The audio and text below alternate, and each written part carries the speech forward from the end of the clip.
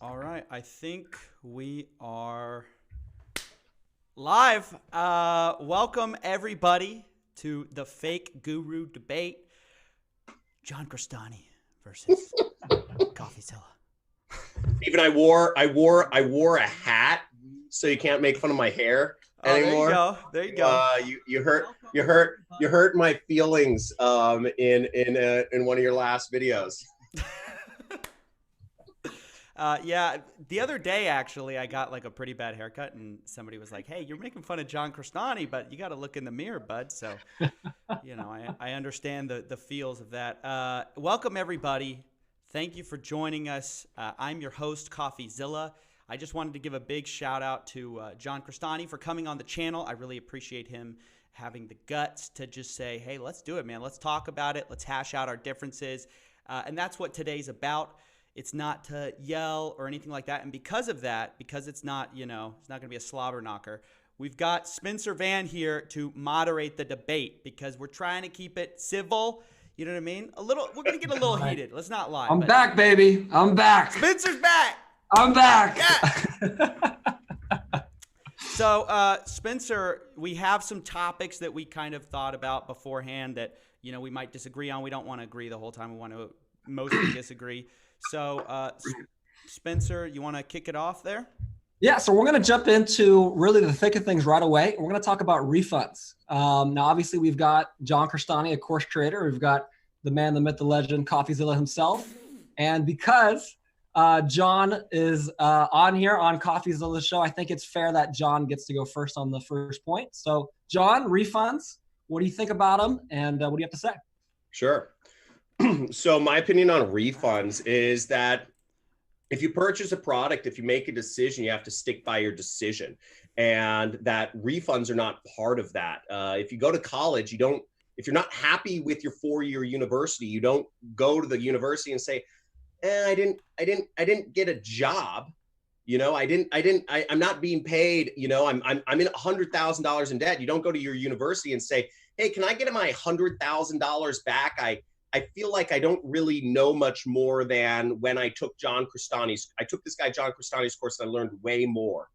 You don't go to the car dealership and you say, oh, I want a refund on my car, my mortgage. When we make decisions, we have to make decisions, and we have to be prepared for those decisions, and I think the whole problem with the society these days is that we look at everything.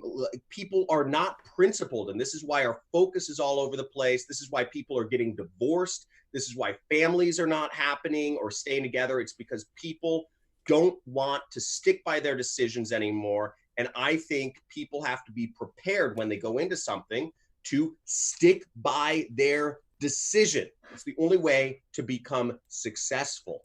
Are you saying that divorce is the real life equivalent of a refund? Yes, it is. Yes, I just compared divorce and refunds. Exactly. Sure. You are anti-family if you are if you are for refunds. So let me jump in here. So I am on the pretty far on the other end of the spectrum, but here's how I think about the goal of a refund, because I think that's important to bear in mind here. What's the purpose of a refund? Well, it's the product does not work as advertised. And my thought about courses, especially given that they're such hard sells usually and they promise so much, my thought is, of course there should be a refund. If you're saying make $10,000 a month, with basically no work, with only a few hours of work put in, if you represent that to me on the front end and say, hey, the secrets are all locked in this little box over here and you're only going to get it if you purchase, I cannot make an informed decision about your product without actually purchasing it and seeing what's inside the box.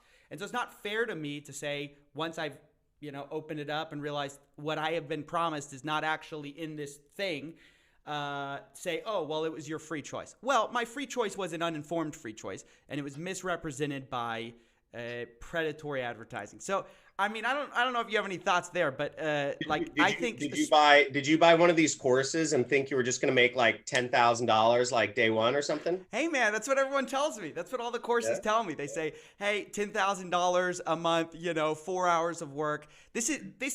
is legitimately the advertising given. And maybe you should say, like, we all shouldn't be so credulous of advertising. We should all just assume everyone's lying to us all the time. But I'd prefer to live in a world where the claims of advertisers. That's what I'm saying. What? That's what I'm saying. No. I don't know that's what you're saying. But my point is that I think people shouldn't be punished for taking the advertising at face value, if that makes sense. Mm-hmm. Does that make sense? And I think you'd agree, the advertising on a lot of these courses is very extreme. I mean, it makes it sound like you're going to be rich like that. So it makes it sound, and you go to a skincare store. I don't know if you've ever been to, the mall, and, they sell skincare and they say, oh, this is going to make you look beautiful, very, very subjective term. But let's talk about these educational courses. So the educational courses, we're delivering online education. Okay.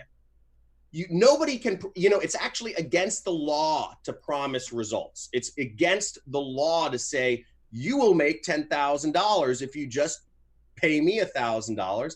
It's not possible. That's called a Ponzi scheme, if anything. And it's against the law. So of course, if people should get refunds if they are not getting what they were promised.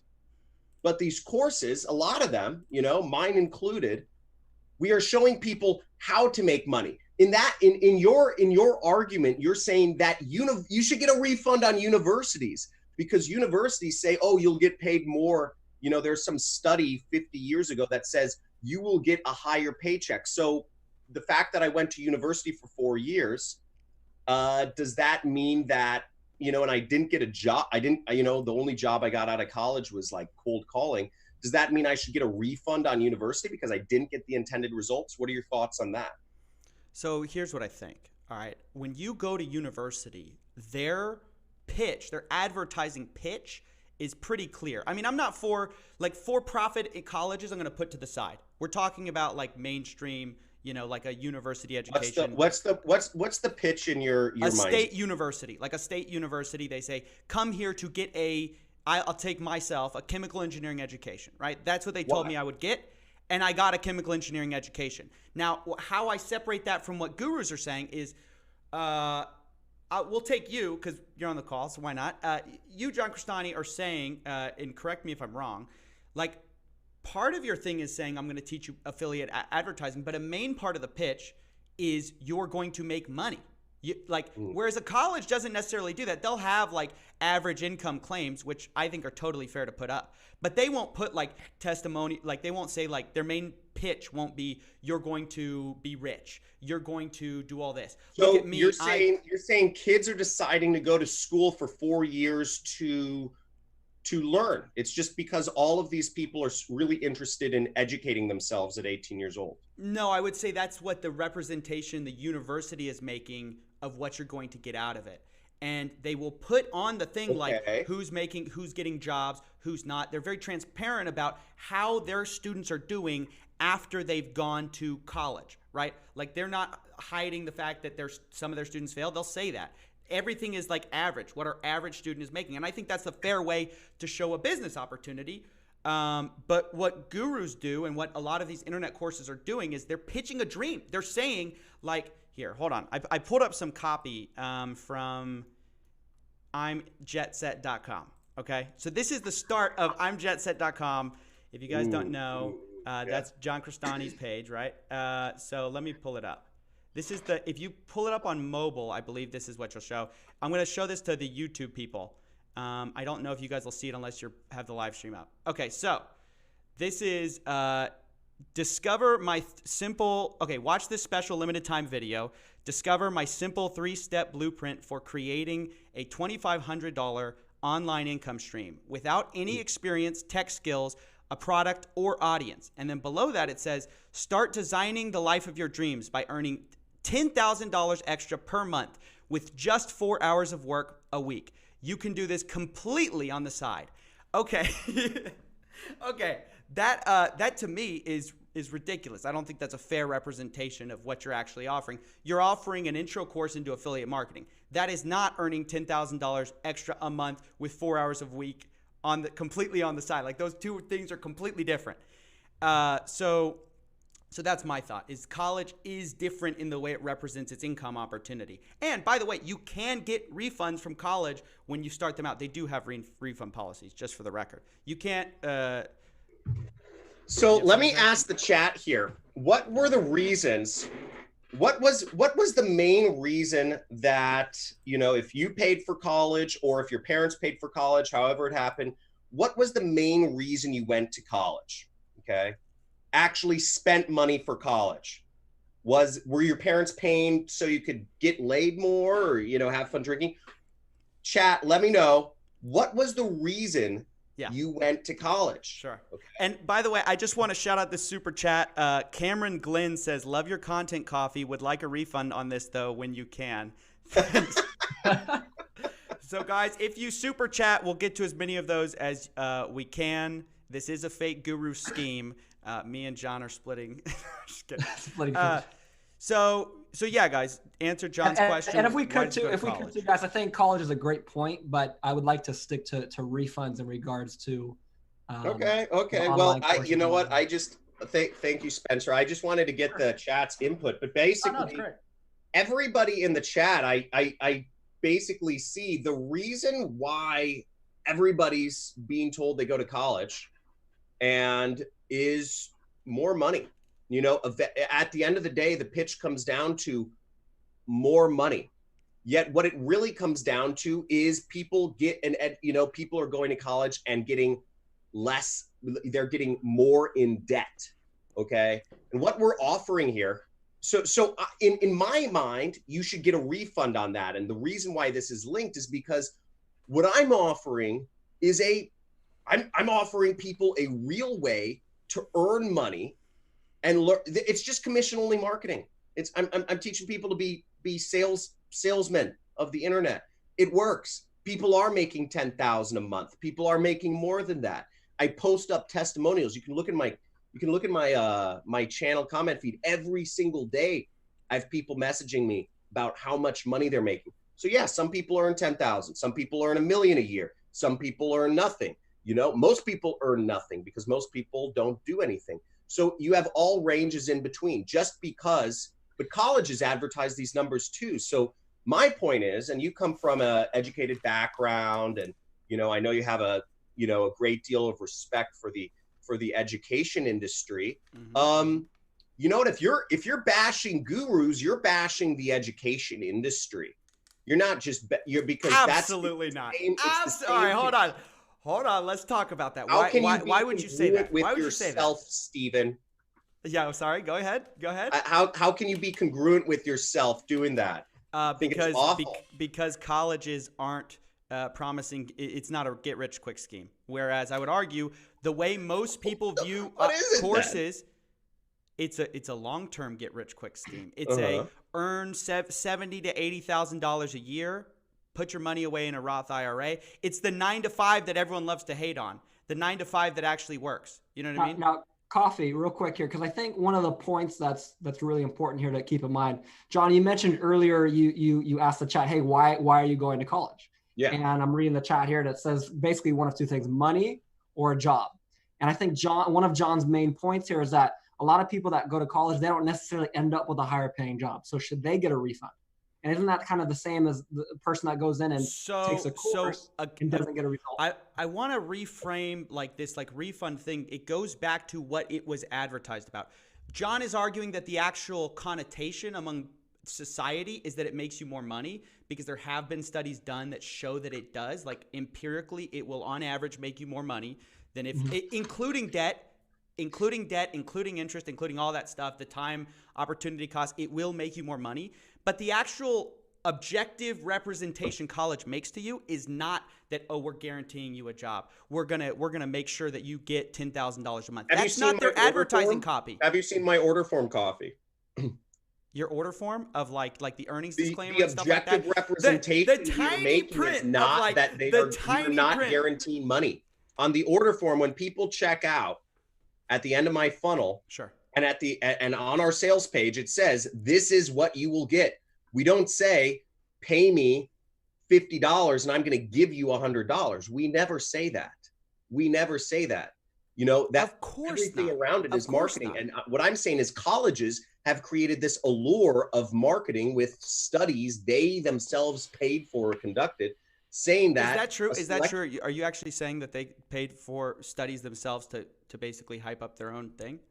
Colleges did you that? know, that's just I don't have any references. It's just Okay, my I was just conspiracy wondering. theory. That's fine. That's fine. No, I have a bunch of What I conspiracy. want focus on though is like you are making Oh, at that the was a good one. top That at was the a good top one, of the Coffee. website, right? At the top of the website, you're saying, let me pull it up again because it's crazy. Because I was like, oh wow, this is exactly what I'm talking about. Let me pull it up for chat again. Start designing the life of your dreams by earning $10,000 extra per month with just 4 hours of work a week. You can do this completely on the side. That is like, you're basically saying, I mean, you're not saying it, but even I believe the Federal Trade Commission has something has something about like an implied income that you're going to make, right? Like it's not just about saying, oh, you hand me $5, I'll hand you $10. It's also about the implied what they call a business opportunity, right? You know about that. It is, yeah, I'm considered a business opportunity program, not by the word of the law, but by court precedents. Yeah, I do a lot of legal. I think I have more lawyers on retainer than you. I have 4 lawyers on retainer, 2 law firms, 2 lawyers. See, I know the law. I can't afford that rich life, man. I'm sorry. I'm just a humble college goer here, boys. I'm pretty in deep. Like I know the law here, so trust me, I know what I'm doing. Yeah, no. I believe you. But what I'm saying though is that's an implied business income, and while there is a disclaimer on your webpage, even on the site that I was showing, where it says in tiny letters, almost invisible, like even the text is not black; it's like gray against a white background. You know, Pendragon Labs LLC makes no income opportunity like representations, blah blah blah. It's up to your hard work, et cetera, et cetera, et cetera. Where are we going with this? I'm getting bored. The point is that you are implying that you are going to give money, and I'm differentiating that from college, where college does not guarantee you're going to make money. Therefore, it applies especially to gurus who say like, "Oh, you're going to make a ton of money," and they get in there, they're not making the money. They should get a refund because you're not giving them what you're saying you're giving them, what you're implying you're giving them. So, I mean, we both agree that you know, that if somebody doesn't get the product they want, they should get a refund. I'm sorry you came on my website and you like looked at the order form and you thought that, you know, when you gave me $1,000 that, you know, I was gonna like send you a text and be like, yo, bro, what's your Venmo? Like, let me send you 10,000 this month. But Sure. I mean, did anybody, I don't know if there's anybody on here from my side of the chat, but did anybody on here think that when they were purchasing or going through any of my programs that I was just gonna kind of like text you and be like, hey bro, what's your Venmo, what's your PayPal, can I send you your 10,000 this month? No one thinks you're giving them a Venmo of $10,000. They're thinking that I think, and we'll let chat decide. I think they're thinking that when they see that the income opportunity will get that result on average. That's not an exceptional income opportunity. That's how it's represented, right? So like, because that's what you're saying, is that with this simple blueprint, you're going to get this much money. I'm going to teach people how to start a business, which can make them a large amount of money. Yes. And that, what I'm delivering though, let's break it down. If you go to my order form, you see I am delivering an online education. Okay. There's a lot of marketing around it, just like there's a lot of marketing around selling college education, which costs 100 times more. But in either event, I am delivering what I'm saying. And you know what? How would I even be in business? Why would I be in front of you today? Why would I have 4 lawyers on retainer if I wasn't delivering what I actually say I am? And that's what education is. But if you're saying that you shouldn't, you know, like you got a chemical engineering education, the idea was you'd make more money, you know? So if you can't speak against gurus without speaking against the entire education system, and I think that's just awful. And what's crazy is that there's so many people trying to make a living right now, and you're keeping them stuck in this cycle of debt by dissuading joining. Okay. All right. All right. Calm down, John. Let me jump in here, okay? This is my channel. No, just kidding. Sorry. Don't ban me or mute me from. No, I won't. But I have to jump in here because you've said a lot of points, and I'd like to address them before we go on. So one thing is that you're saying like I'm a successful businessman. I have 4 lawyers on retainer. I'm obviously doing this thing. Therefore, I'm legit. I don't think that logically follows. I actually think that there are a lot of people, and I'm not even saying you are at this very moment, but there are a lot of illegitimate marketers who are making a lot of money. I think you would agree with that statement, wouldn't you? There are a lot of it. Yeah. So sure. So my point there's is there's a lot of insurance sales. There's a lot of everybody. So success has nothing to do. Anyone can have 4 lawyers on retainer as long as they're doing well financially. That it has nothing to do with like the legitimacy of what they're selling. And then I would say like, if you're saying I'm against college, I'm definitely not. When I talk about gurus, you'll notice that most of the time I'm not talking about the education within their program. We established that most people go to college to make more money, yet most people, a large majority of people, don't get higher paying than average jobs. This isn't true. This is not true. Is like that what not you true? said. What you said most is that people the studies end up in debt after college. No, I know, but you're an anecdotal example. You're saying the majority. Now you're invoking statistics, and the statistics are against you on this one. Statistics show that if you go to college, you will make it's been done like a million times. Every year a new study comes out. It's like as boring as saying gravity is down and whatever. It's every year a new study comes out. Yes, college is still worth it despite rising income, rising tuition, despite the fact that some people get gypped off by the system and some people, if you're going into a sociology degree, maybe it won't make you a lot of money. The majority of people, it is worth it for. So that's just not true, which is what I'm trying to say is that, and also what my bone to pick with gurus is always their advertising. It's not like, hey, John missed one part of affiliate marketing. I believe you probably are an expert in affiliate marketing. But what I'm saying is what you're saying the potential of affiliate marketing is not true for the average individual. Which is where I have a problem because you're selling it as if it is. Any business period, any business period is not, most people don't become entrepreneurs, period. Most people don't even go into this field of study that they purchased college for. Most people end up in random careers that are not associated with their major. Right, and that's true, but even still, people with college educations, even if they're in a field unrelated to their degree, they still, on average, will make more money than someone without a degree. And over the long haul, with a job, and then you're a slave. Then you're a slave to a job. Having a job is. Okay, you're saying having a job is being a slave. I'm 100% saying having a job is being a slave, unless you have stock options. If you have stock options, then you're smart. But if you don't have stock options, you're a fucking slave. This is actually really good. Hold on, let's get into that. Let's get into that in 1 second. Let me read these super chats real quick. Cameron Glenn says the reason is the degree requirement is requirement for a lot of jobs. I didn't go to college to get money. I went to college to be competitive. The course would be valuable if it gave good info, but putting your course on my resume doesn't make me more competitive. That's a good point. We haven't talked about that side of it yet. A big part of a job is about that. And then Mark F says, what percentage of John's students earn $10K a month? I want to return to this slave question, but do you know those numbers? What percentage of my students earn money? No, $10K a month. Oh, $10K a month? No idea. We look at the we have some overall numbers because I try, I have an earnings claim disclaimer and all that stuff, but I don't know, but I know I come across a number of people. I know I've had a couple people who are millionaires now because of my trainings, and I know a lot more people have earned quite a bit of money. I mean, it's very basic. It's affiliate marketing. There's a lot of people doing affiliate marketing. It's not an unreasonable place to make money, and a lot of my students make it. So that being said, it's like over 90% of people fail, but then again, most 90% of people are unfocused and they're checking their Facebook every 30 minutes and they don't really do a lot of work. Okay, there's your answer, Mark F.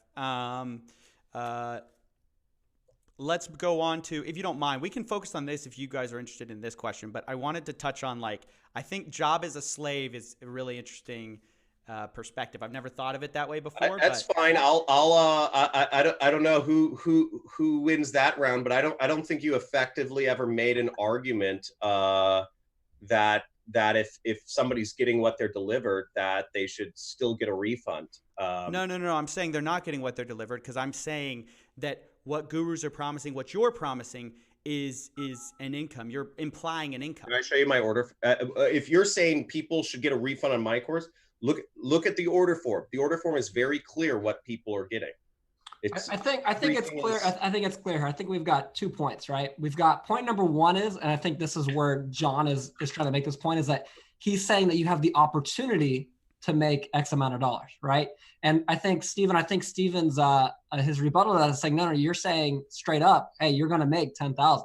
And John's rebuttal to that is, well, I never said, what do you think, you're going to buy my course? I'm going to Venmo you, right?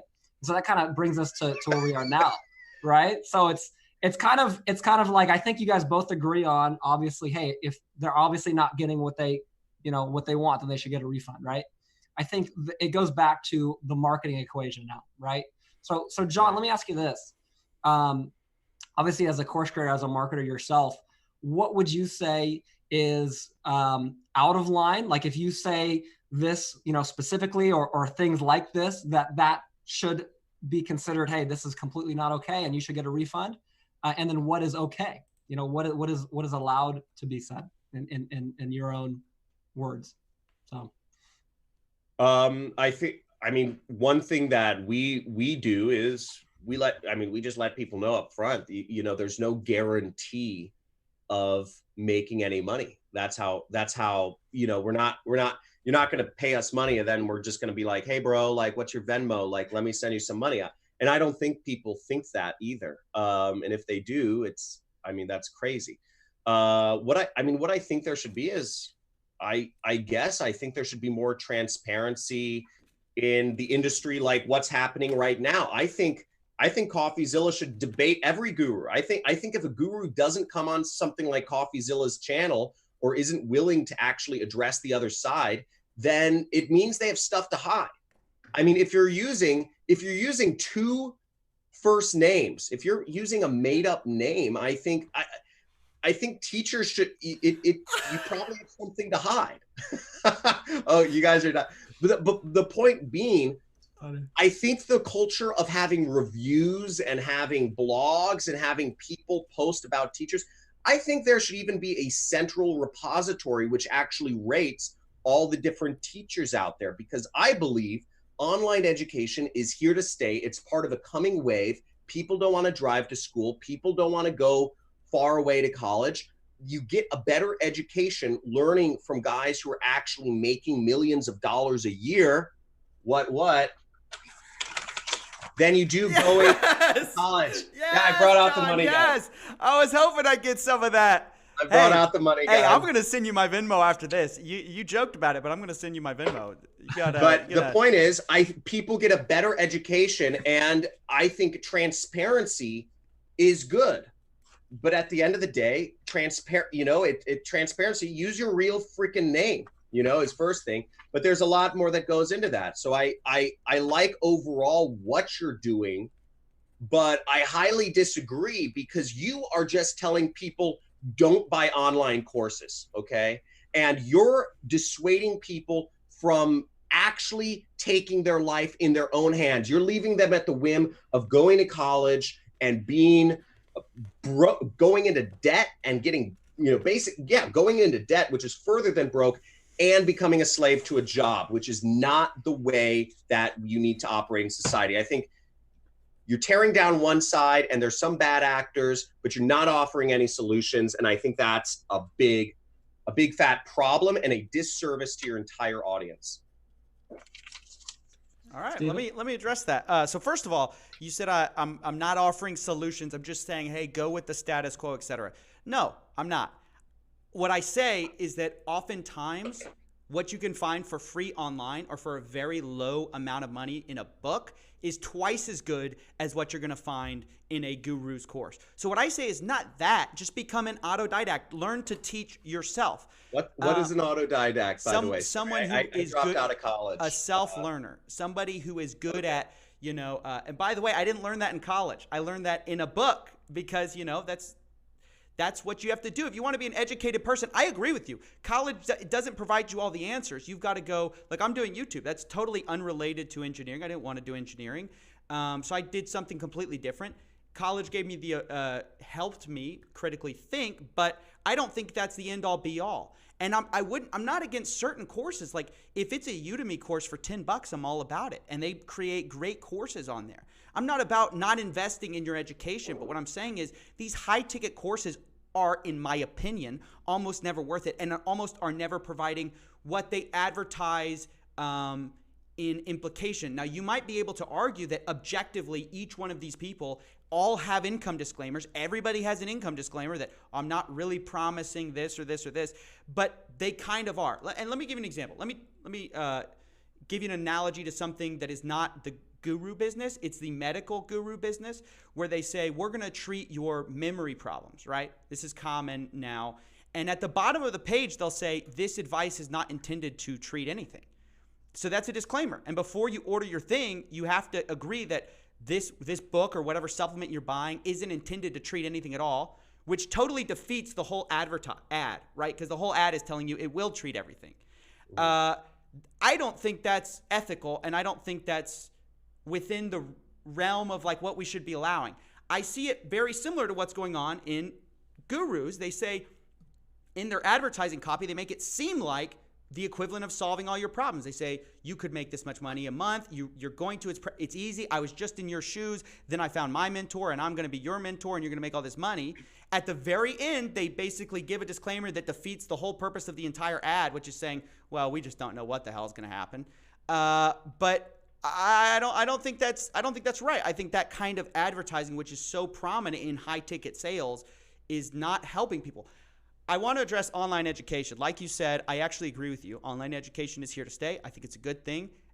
I just don't think the high ticket stuff with the kind of advertising that's going on is helping anyone. So I don't think it's productive. So yes, I criticize it, but it's because when there's so much high ticket stuff out there and there's so many extreme claims, how can good educators make their mark? How can good educators make their mark when all they can promise is, well, I'm going to teach you a basic skill, which is a good thing. But when you're going up against somebody who's going to say, I'm going to make you $100,000, in your first 60 days or whatever, you're not saying that. But there are gurus who do, I think. Actually, I need to brush up on that. But there's a lot of crazy income claims out there. He who will not be named. Yeah. There's a lot of crazy income claims out there. And the point is that when an honest educator goes up against that guy, he loses 10 out of 10 times. And so I'm against the advertising. So first off, I'm happy you agree with most of my major points. I mean, that's pretty cool. And thank you. I'm happy we both agree. I think it's also cool that we agree that online education is here to stay. And sure. I personally, so I don't know what exactly are we talking about now? Like, is it worth it? Why do I charge $1,000 for a course rather than Udemy charging $10? Or what are we talking? What do you want to talk about? Because you brought up a few things. Spencer, design the next question. I'm going to hit these super chats real quick. The check mark on his order form obviously makes everything okay. Cristani is no professor. God, this is mean. I dropped out of college. Yeah, I'm no professor. He tries to spin his BS as education. Sorry. Let's keep it light, guys. If you believe in your course so much, I checked the chat. They're not light, but why not take a percentage instead of a one-time fee? Even 1% would earn you more return over the course of a year at $10K a month. Okay, that's Cameron Glenn. This guy's saying basically, have you ever thought of taking an income based on what that person's projected earnings? Which if these people are making millions of dollars would still net you a great income. That's an interesting point. And then do you want to address that real quick before I hit this next one, or should I just go through them? the whole that's a common thing you hear as kind of like I guess a guru or a teacher. What's interesting is there are actually some new schools that are coming out. There's like a whole like venture capital fund which is testing out the model of paying for people's education 100% and then making the money back by garnishing their income. Mm-hmm. The problem with garnishing somebody's income is that I don't know how you can legally do that. I don't think there's a legal way where I can say, okay, anybody who has gone through my course, who does anything related to marketing or who gets stuff related from my course, I'm going to garnish their income or the part of their income for the next 10 years based off of what they learned from me. Nor do I think that's fair necessarily. I think you pay for education, you don't get your income garnished. I just don't know of a way with the government of where you can actually create a legal agreement. I mean, it's an interesting question. But I don't actually know of any like software tool or legal agreement where I could legally, anybody who purchases my course, I'm garnishing their income for the next 10 years, because that I have tens of thousands of students, so that would be kind of cool, but I just don't know of a way. Okay. Zach Adams. And I you don't, and anybody who wants to say, oh, just trust me, bro, I'll PayPal you. Yeah, that's not going to work. My money, that we all know that would never actually work. So. All right. Zach Adams says, as I recall in his previous videos, CoffeeZilla has actually advocated for trade technical schools as a cost-effective alternative to college. That's true. Thank you, Zach. New hack every week. Yo, CoffeeZilla, have me on soon, sometime soon, mate. I'm a ClickFunnels 2 legit, not from selling courses, but recently gave in and made a course. I'm also a university lecturer that never went myself and think it's a big time scam. I would love to have you on. Why don't you hit me up in my business email? Matten says, thanks CoffeeZilla for whatever. I'm not gonna read the ones that are rude to, you guys can say what you want. I want to address one point real quick. I'm gonna link to this in my. People are like, why am I not in like a super fancy ass house and whatnot? First off, I don't believe in spending needless money. Second off, my house burned down. You fucking assholes. My house burned down. I have 2 acres in Malibu, and my house burned down last year in the fires. We're in the process of rebuilding. So yeah. Press F's in chat, boys. That honestly sucks. I'm sorry. So yeah, I'm in a rental. It's it's like 4-bedroom house. I have 2 kids, but yeah, it doesn't have glass. It doesn't have like floor to ceiling glass windows and like a view of the house. You can see my old property if you look at the video I posted in the chat, or if you go to my channel. We have a pretty sick property. We have a horse ranch, so we have like a horse arena and all the blah blah blah. But yeah, my house burned down, so that's why I'm not in anything fancy. Plus, you don't have to justify the fact you make a ton of money with like a nice house. But the other thing is, like, that's all bullshit, is the fact that you have to actually look that people say this to me, oh, why don't you like wear a suit more often and all this stuff. That's such a bullshit image of people being rich, boss in the Bentley. You know what? It's bullshit. Most millionaires actually drive trucks. If you look at it, Warren Buffett drives the same like Toyota Tacoma he's been driving for the last 30 years. It's not about looking fancy. I mean, this is a John Varvatos, the sweater, but it doesn't look fancy. I'm not out there to try to be super flashy. The point of money is not to be flashy or fancy. It's just to be yourself.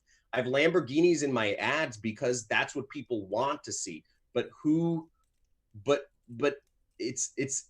that's marketing, right? I'm a marketer.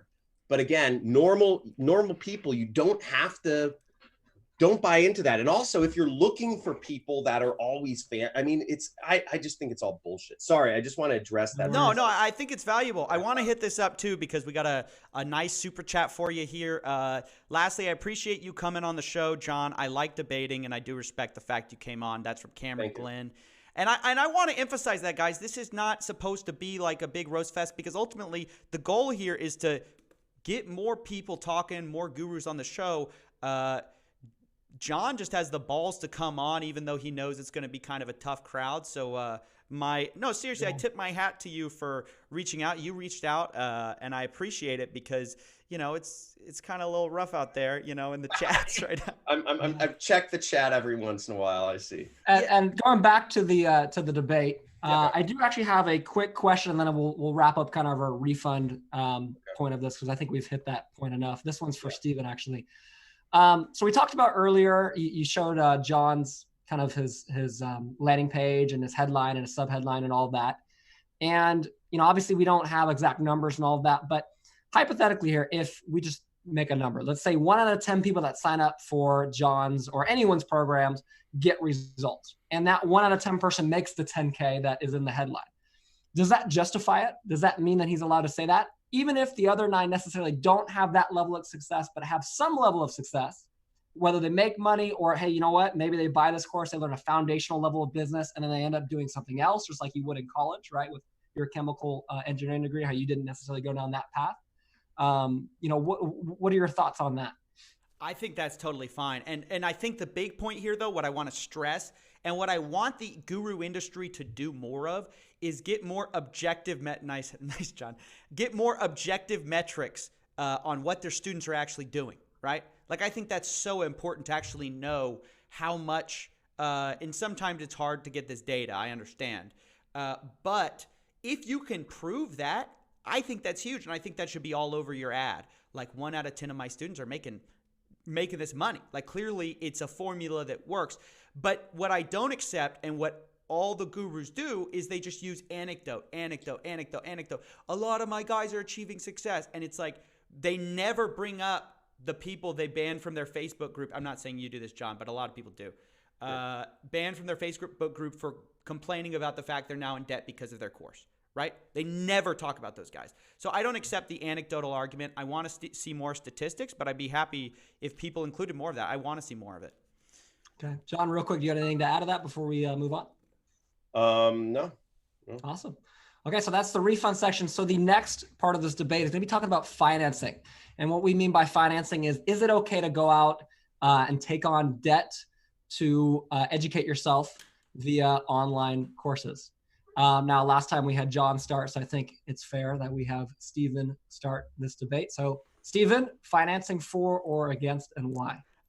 Very against financing because I think the kinds of people it attracts it just perpetuates a predatory business model because unfortunately the people who are very commonly found as victims of these I would call them scams. Some people call them other things. These high-ticket guru courses that people feel like they're going to make a ton of money.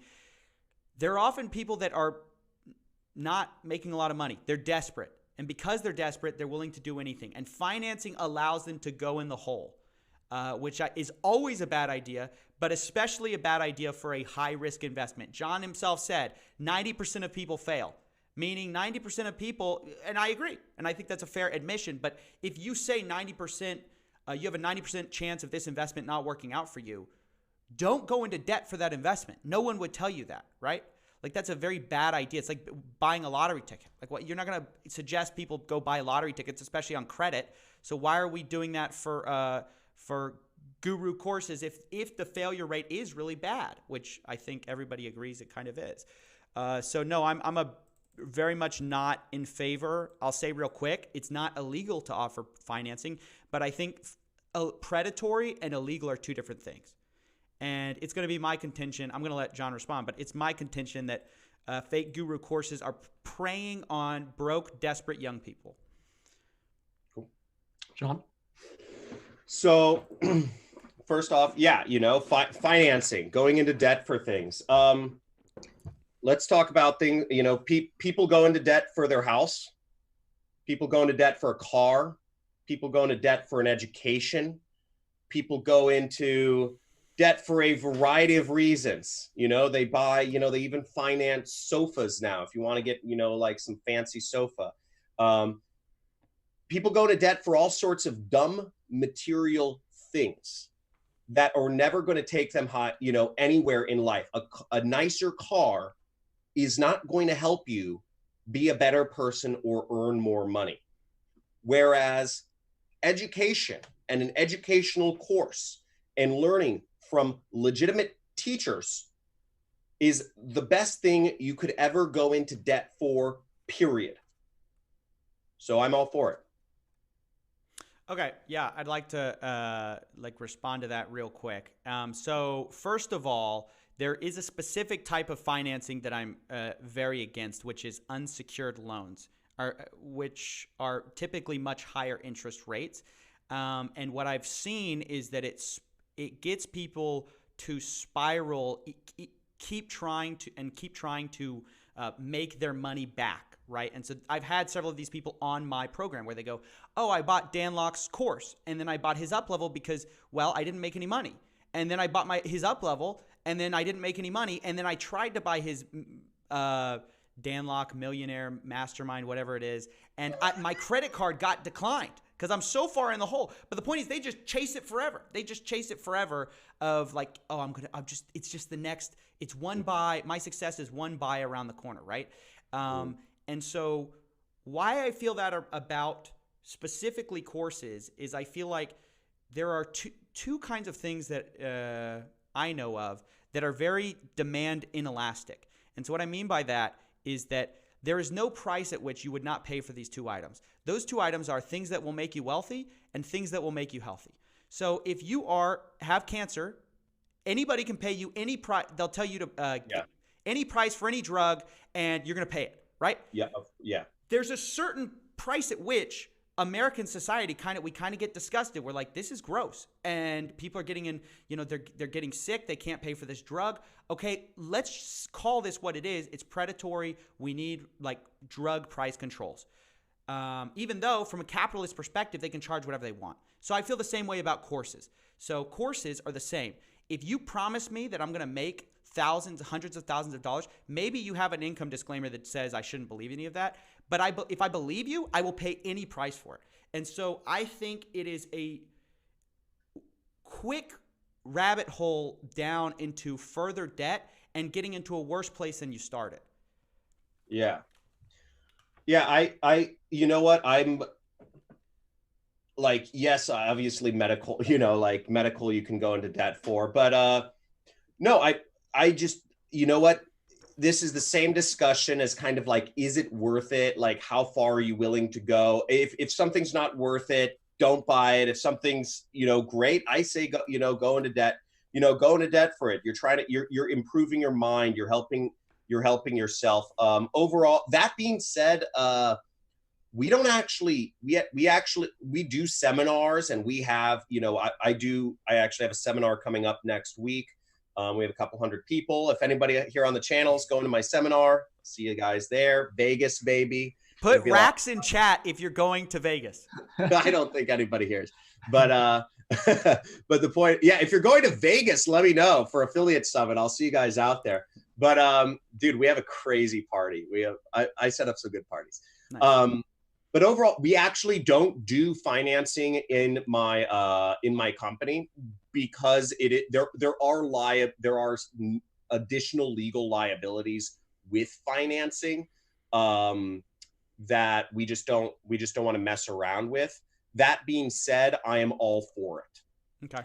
Let me get to a few of these chats real quick. Sorry to interrupt real quick. I'm going to blow through them.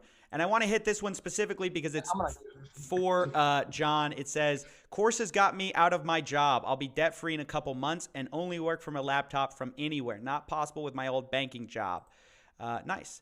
Let's see here. Tim Parkin says, John's course teaches you to sell his course. True or false? He mentioned Ponzi schemes. If true, doesn't that make him a Ponzi scheme?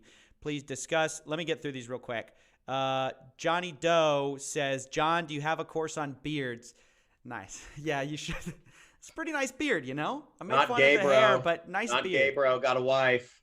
Yeah. Yeah. Thanks, guys. Again, thanks for all these chats. And then finally, we have Life Insurance Dojo. CoffeeZilla, most course sellers will refund if people are upset in order to protect their high dispute rate. Because if you get too high of a dispute, your Stripe or PayPal will ban your business. No scammer can keep the account. Okay. Nice. Thanks for that. Do you want to address Tim Parkin's thing while Spencer's gone real quick about John's course teaches you to sell his course? True or false? He mentioned Ponzi schemes. If that's true, it doesn't make it a Ponzi scheme. Do you want to address that?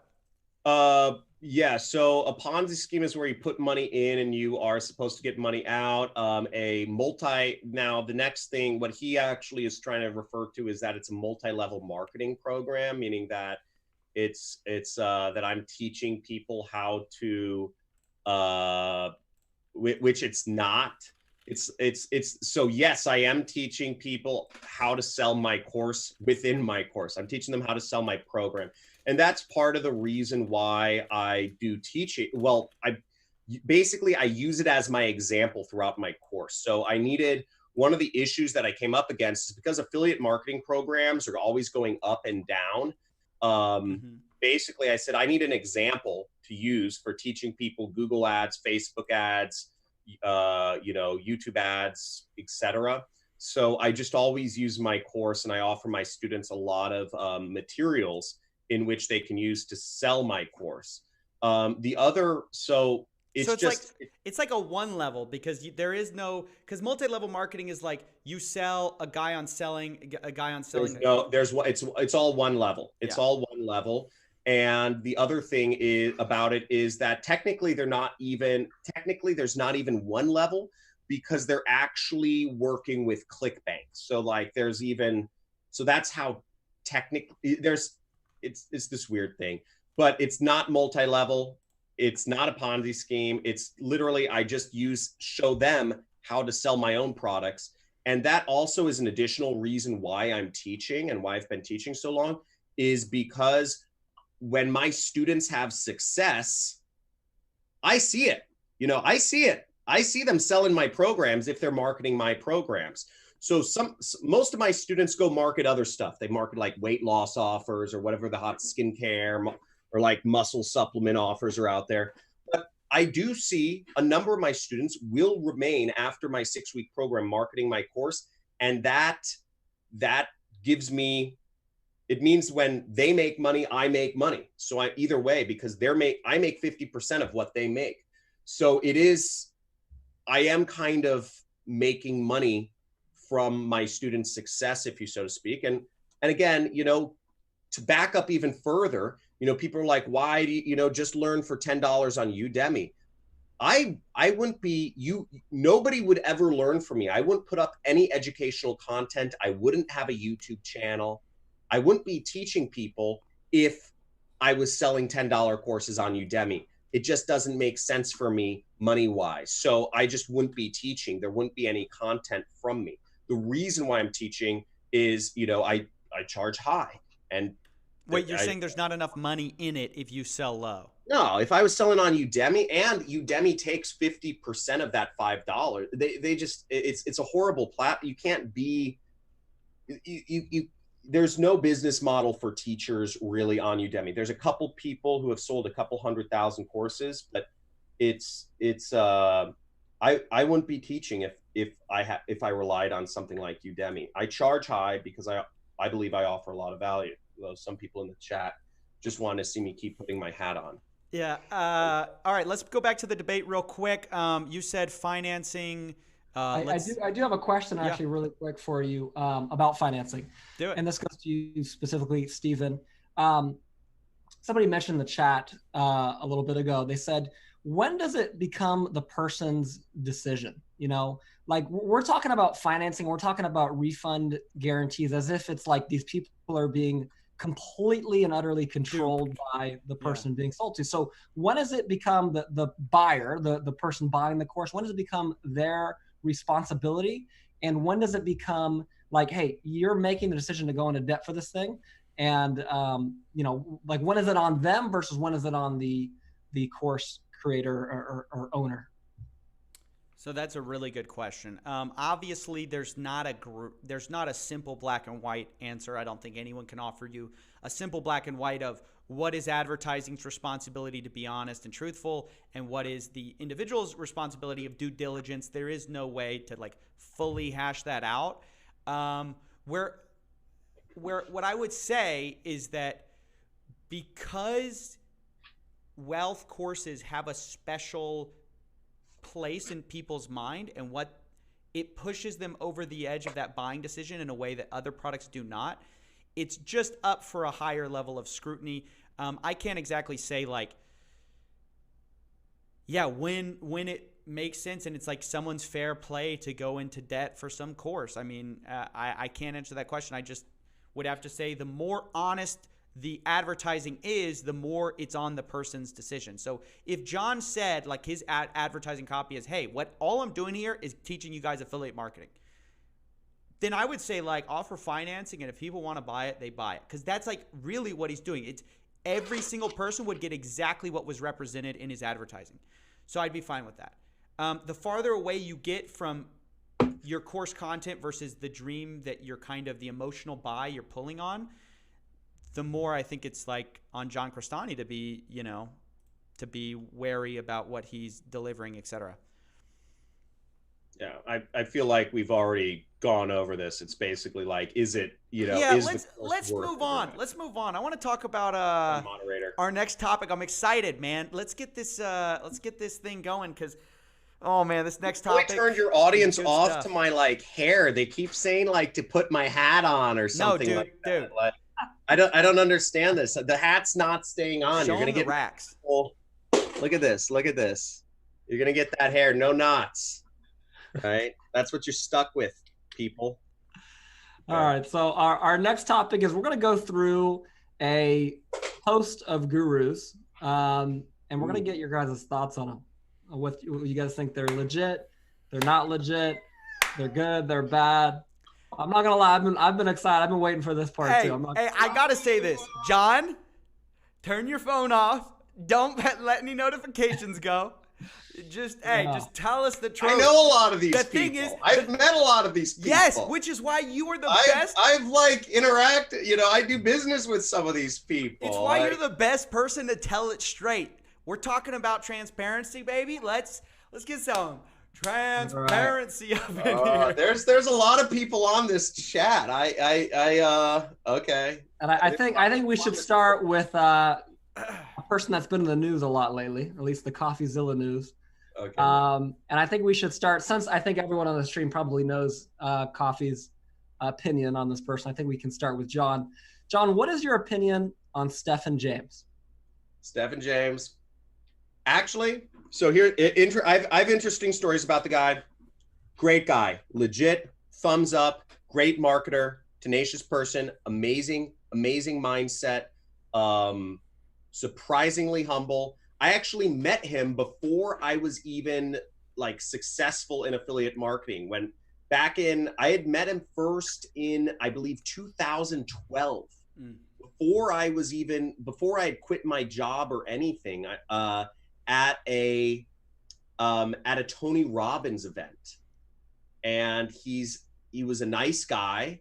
I don't know. I think we were sitting or we met somewhere in the event, and he's a really legitimately cool person, and we've hung out a few times here in Venice, and he's really interested in learning in life, and he cares about people. So I give him a 2 thumbs up. I mean, I have nothing bad to say about him. Right.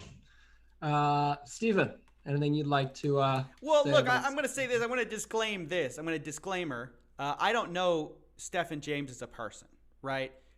We've never had any back and forth. I've offered to speak with him about, the things I've said, whether he thinks they're true or not true, whatever. And he has not responded to me personally. So all I can go is off his actions, and specifically from 2012 to 2015, roughly, he was engaging in some really shady black hat Kindle publishing of books promoting medical cures to incurable diseases. On those grounds, I would just call anyone who promotes incurable disease cures a scumbag. I can't say anything about the legality or anything, but I'll say I don't appreciate that. I don't think, and I think he purposely disconnected it from his personality, because I think he wanted to both enjoy the fruits of a black hat game without having to suffer the reputational damage of what he was actually doing. And still, he has not copped to what he actually did, which I find unbelievable. It's like, dude, just admit it, say you're sorry, say you've moved on, and let's be all done with it. So I'll respond to that with, they have a saying in Russia: nobody talk about how they make their first $1 million. Yeah, I hate that. I mean, that's such garbage. That's such garbage. Like, oh yeah, like if you're not cheating, you ain't trying kind of idea. Like, oh, just everyone's gonna do it. No, it's not true. People make legit millions. It's a good saying though. I mean, it's a good saying, but yeah, I don't agree with that at all. Okay, moving on to the next guy on our list here, Alex Becker. What do we think about Alex Becker? Steven, I'll let you go first since John. Okay, so I haven't actually it's shocking because he's a big guru, and normally, you haven't roasted him on this channel? No, I've never roasted him on this channel, which is insane, because he definitely deserves it to some extent. Look, I try to stick with as much as I can the facts of what I know about gurus. Unfortunately, Becker, just like Tai Lopez, has kind of just avoided my research watch list for a while.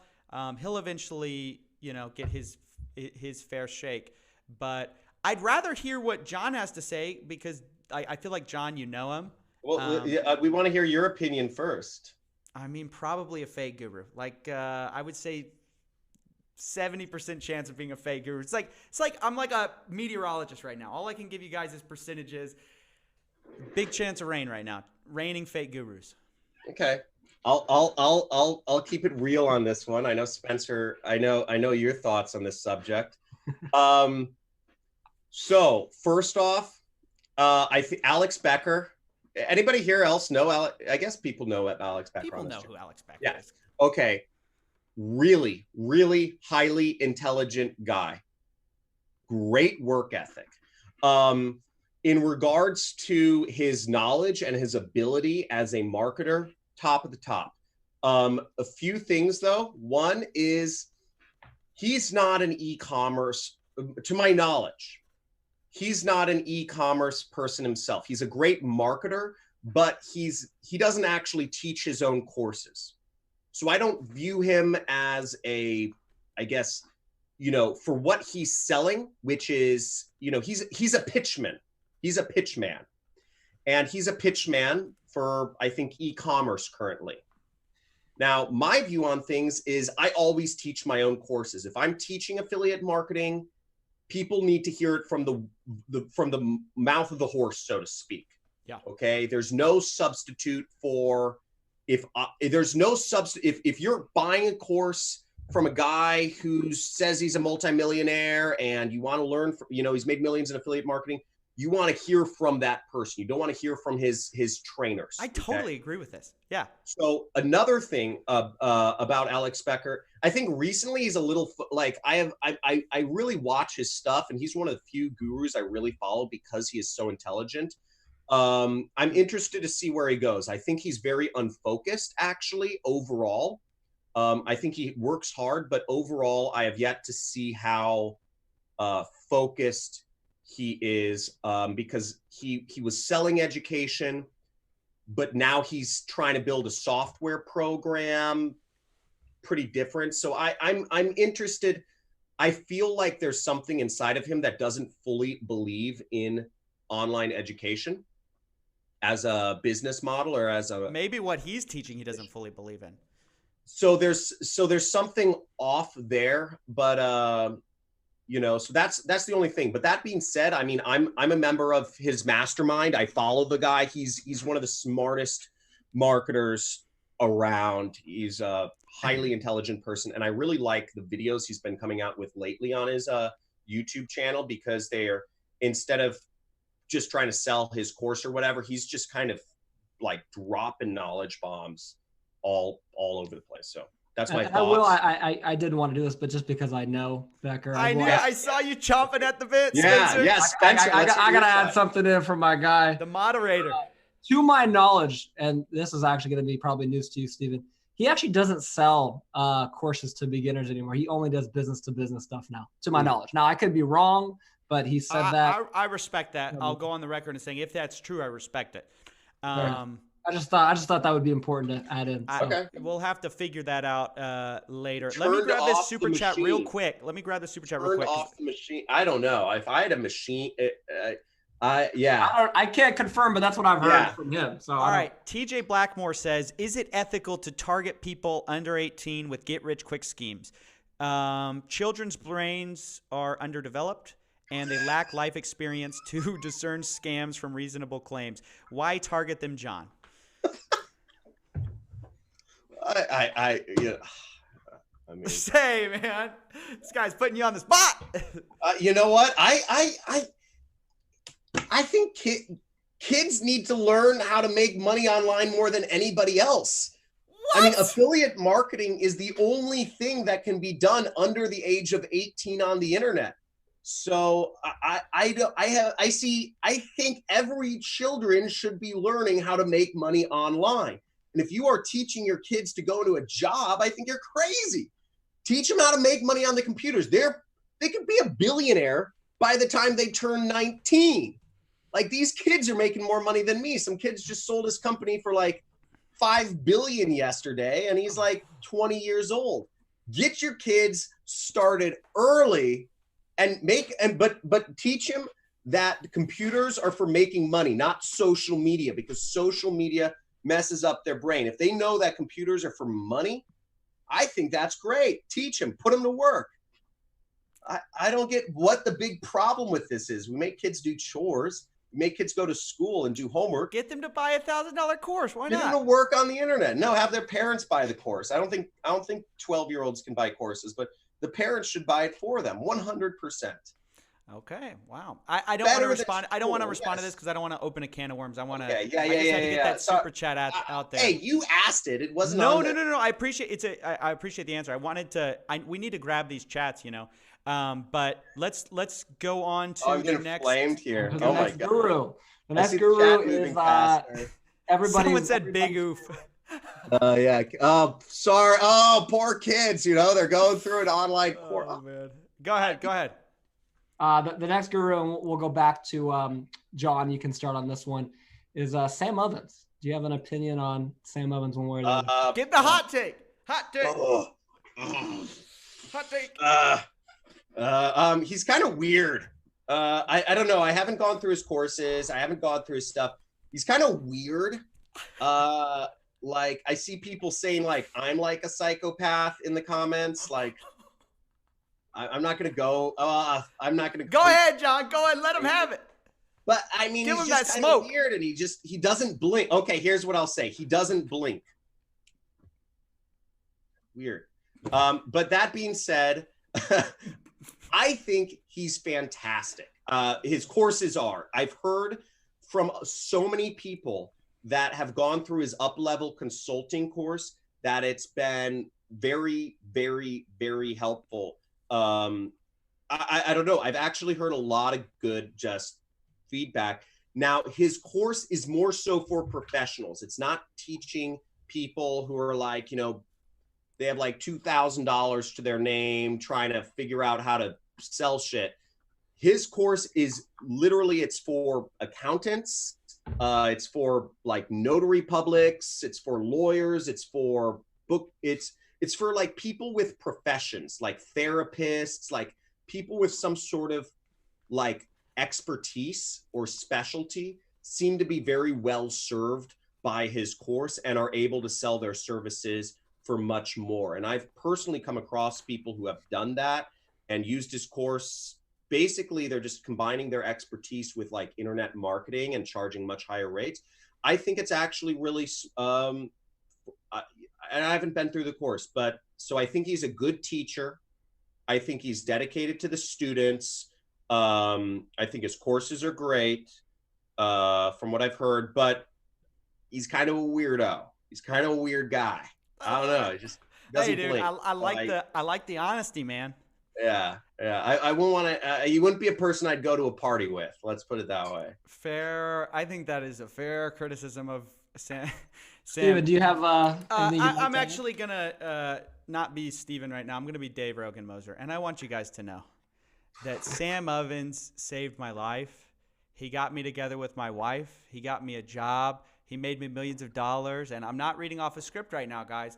I'm 100% an honest testimonial. You know, he fixed everything. I used to be a bum on the street, and I took one course with Sam Ovens, and now I'm a multimillionaire. I have nothing but amazing things to say about the guy. My name's Dave Rogan Moser, and you can find me in other reviews that are may or may not be paid. So that's my review of Sam Ovens. Fair enough.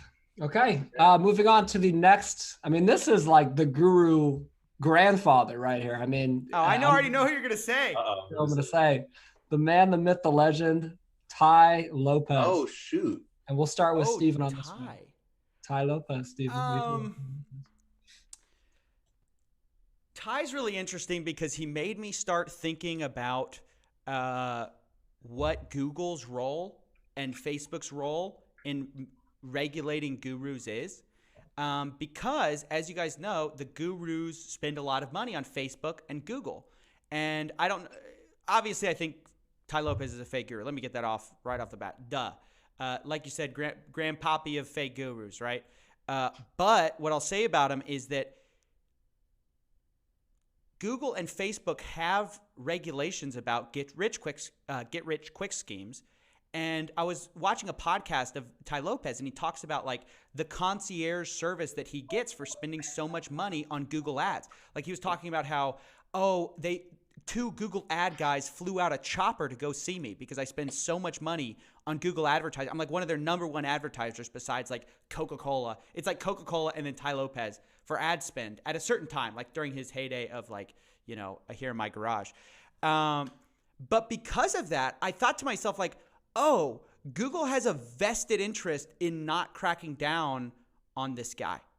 And I had never realized that before. So as far as Tai Lopez, fake guru, he's kind of annoying. He reminds me of like Dan Blazarian a little bit. Like he tries to evoke a similar vibe of getting the girls, getting the cars, getting the whole like fake lifestyle, whatever.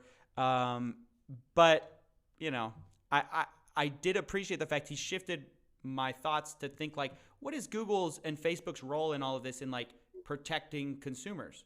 Obviously, I don't think they should be blameless. Their algorithms are the one finding people and pushing audiences, right? John, do you have a response to that? Yeah. I bet you could guess it. Guy's a genius. Guy's so smart. I mean, the fact that he was, you know, I've done a bit of research in him. I've done video on my channel. The fact that the guy was basically like, you know, not making much at the time and took a camera phone video and turned it into like $1 gazillion. Fucking hats off to him. Okay, so my argument. So here, that said, I'll have a few things, and I've met Tai Lopez, I think twice, just briefly. First off, I think the guy gives what he promises. He's telling people he's going to give them book summaries for $67 a month. He gives them book summaries. He tells his students that they can pay him $2,000. You know, when he start, you know, he's like, hey, you can get a video of me and my commentary on the book, you know, the book summaries for $2,000. You know, he delivered reviews of books. So he's never been like, then he had his social media thing, which he was teaching people how to create their own social media marketing agencies. But he never really created a social media marketing agency. So maybe he has since then, I don't know. Some of the problems I have with him are that one, I don't think he isn't really teaching most of his courses. He's more of a pitchman. Okay. Right. He is. He's a pitchman. He's pitching real estate course, crypto course, credit repair course, affiliate marketing course, e-commerce course. He's really just turned into a big pitchman. And I think he has some interesting things to say on mindset. I think he does know a little bit about mindset and what it takes and the tenacity it takes to become successful in business. But I don't know I don't think he was that successful before he actually became a teacher, honestly.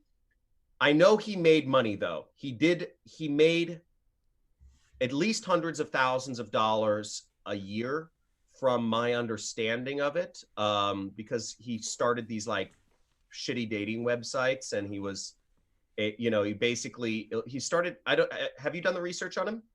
I knew about actually, I watched your video about him. I thought it was pretty Oh, interesting. you did? Okay. Yeah. So he actually made money before being a teacher. So I think there is some legitimacy, but I'd say the lion's share was made afterwards. And the fact that he doesn't teach most of his own courses, he's not high up there. I think he's legit in terms of mindset. I don't think he's a faker. I wouldn't call him a scam, but I wouldn't say he's full on like, let's teach people. Fair enough.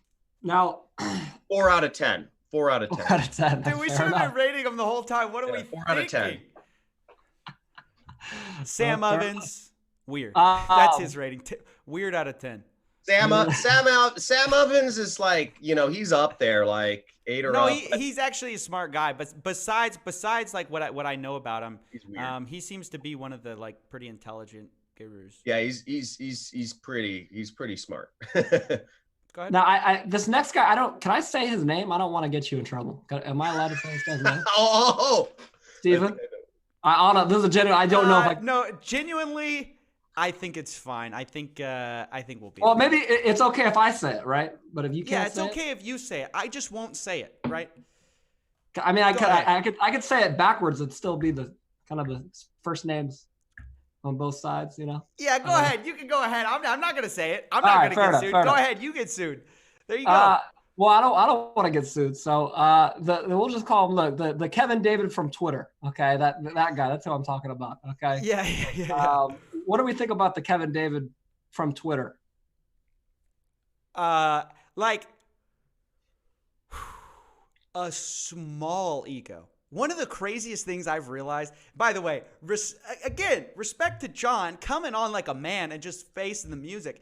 Like, I don't understand it. If I were a guru, I was making millions of dollars, I'd be like, you can say whatever you want about me. I don't care. I'm taking this to the bang, baby.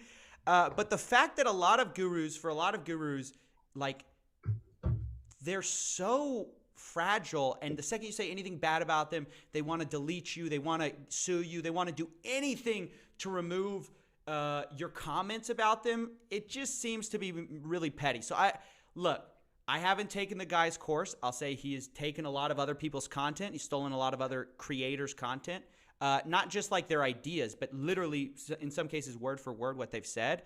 He copyright strike that video, but also like he's just small dude. I'll just leave it at that. That's what I think of when I think of Kevin David like that. Fair enough, John. I put in a post. Basically, I put up a post in the comment in the chat. If you guys want to hang out with me and Kevin at my party, you're not going to get in. Just real quick word. You can hang out. Kevin David's kind of, like we hang out from time to time. Like we know each other. Like, I think the guy's a douchebag. Okay. So like Kevin, love you. You're a cool guy. We're chill. Oh, still a douchebag, bro. You're a total douchebag. And your Tweety Bird haircut. You know what? I think, if I get enough comments about my hair, no. So Kevin and me actually met because I think, what is it? He challenged me to a rap battle or something. I forget what happened, but we had a rap battle at one point. It was awful. I hired people on Fiverr to write verses again. I don't know. He's a funny guy. So he's a douchebag. I think Kevin is, I thought you scared him off. I thought you scared him off of YouTube. I know. He came back recently. I've got to make a video about it. I just haven't gotten around to it. Yeah, I go will ahead. say, Kevin, you got to thicken your skin, bro. You know, like haters are part of the game. You know this. But I thought you almost scared him off of YouTube. So We could I only was wish. surprised. That being said, I haven't been through his courses, so I don't do e-commerce. So I don't have anything to comment there. I know he built a software, which is pretty cool. He like took all these softwares. And I promoted his software a week ago. I think it's pretty rad. But yeah, I mean, I don't know. I think whatever. You guys hear that? But I think that's Kevin's lawyers at my door right now. They're coming for you next, John. You're gonna get it. You're gonna get it, man. They're coming for you. Yeah. By the way, John coming with the smoke, just coming out guns ablazing. I like it. I like it. I was worried you were gonna do oh, he's just such a great guy, to everybody. We're cool. We're cool. We're both. I don't know. We're bro. We're partying together. We're gonna be hanging out in Vegas. We're gonna be hitting the clubs together. We're gonna be doing fun shit together. But I don't know the way I've always. My friends are cool if I call them out a little bit, but I don't have anything like crazy bad to say about Kevin. So yeah, cool. Cool. Dude, are we gonna ever address the Bentley? Don't worry about it. Okay, you got it. I got to play this whole thing. The chat is going crazy right now. And why don't you debate and you let me moderate, okay? Steven. Okay. Totally kidding. Next guru though, and it's funny because I've seen some pop up in the comments that would be interesting to add to. We can add those at the end if you guys would like to continue on with this. But next guru is Tanner Fox. What do you guys think of Tanner Fox? And you can go ahead and go first on this one if you have an opinion. Who's going? Tanner Me? Fox. Yeah. I think you.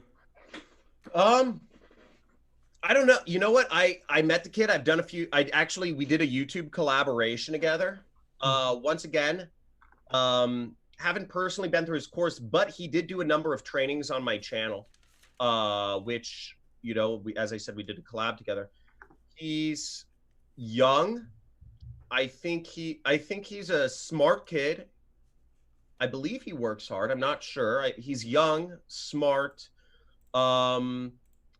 When he taught the stuff he taught on my channel regarding product selection on Amazon and all that stuff, super legit. It was just, he knows his numbers. He knows what he's doing. He's sold products on Amazon before. He's obviously done the work. He's not just a pitchman. Okay. Now, stuff regarding his courses, I don't know if he teaches his own courses. So I don't have anything to say there. I do know he quit YouTube, and then he came back on, and then he said he's not selling courses, and then he's selling a different course. So I think because he's so young, he's a little bit unfocused, and I'm assuming just, but so I don't have much more to say. I just don't have enough information, but he's a nice guy. Again, super bro, like marketing bro. I think John's mark is would I party with this dude? Yes, good guy.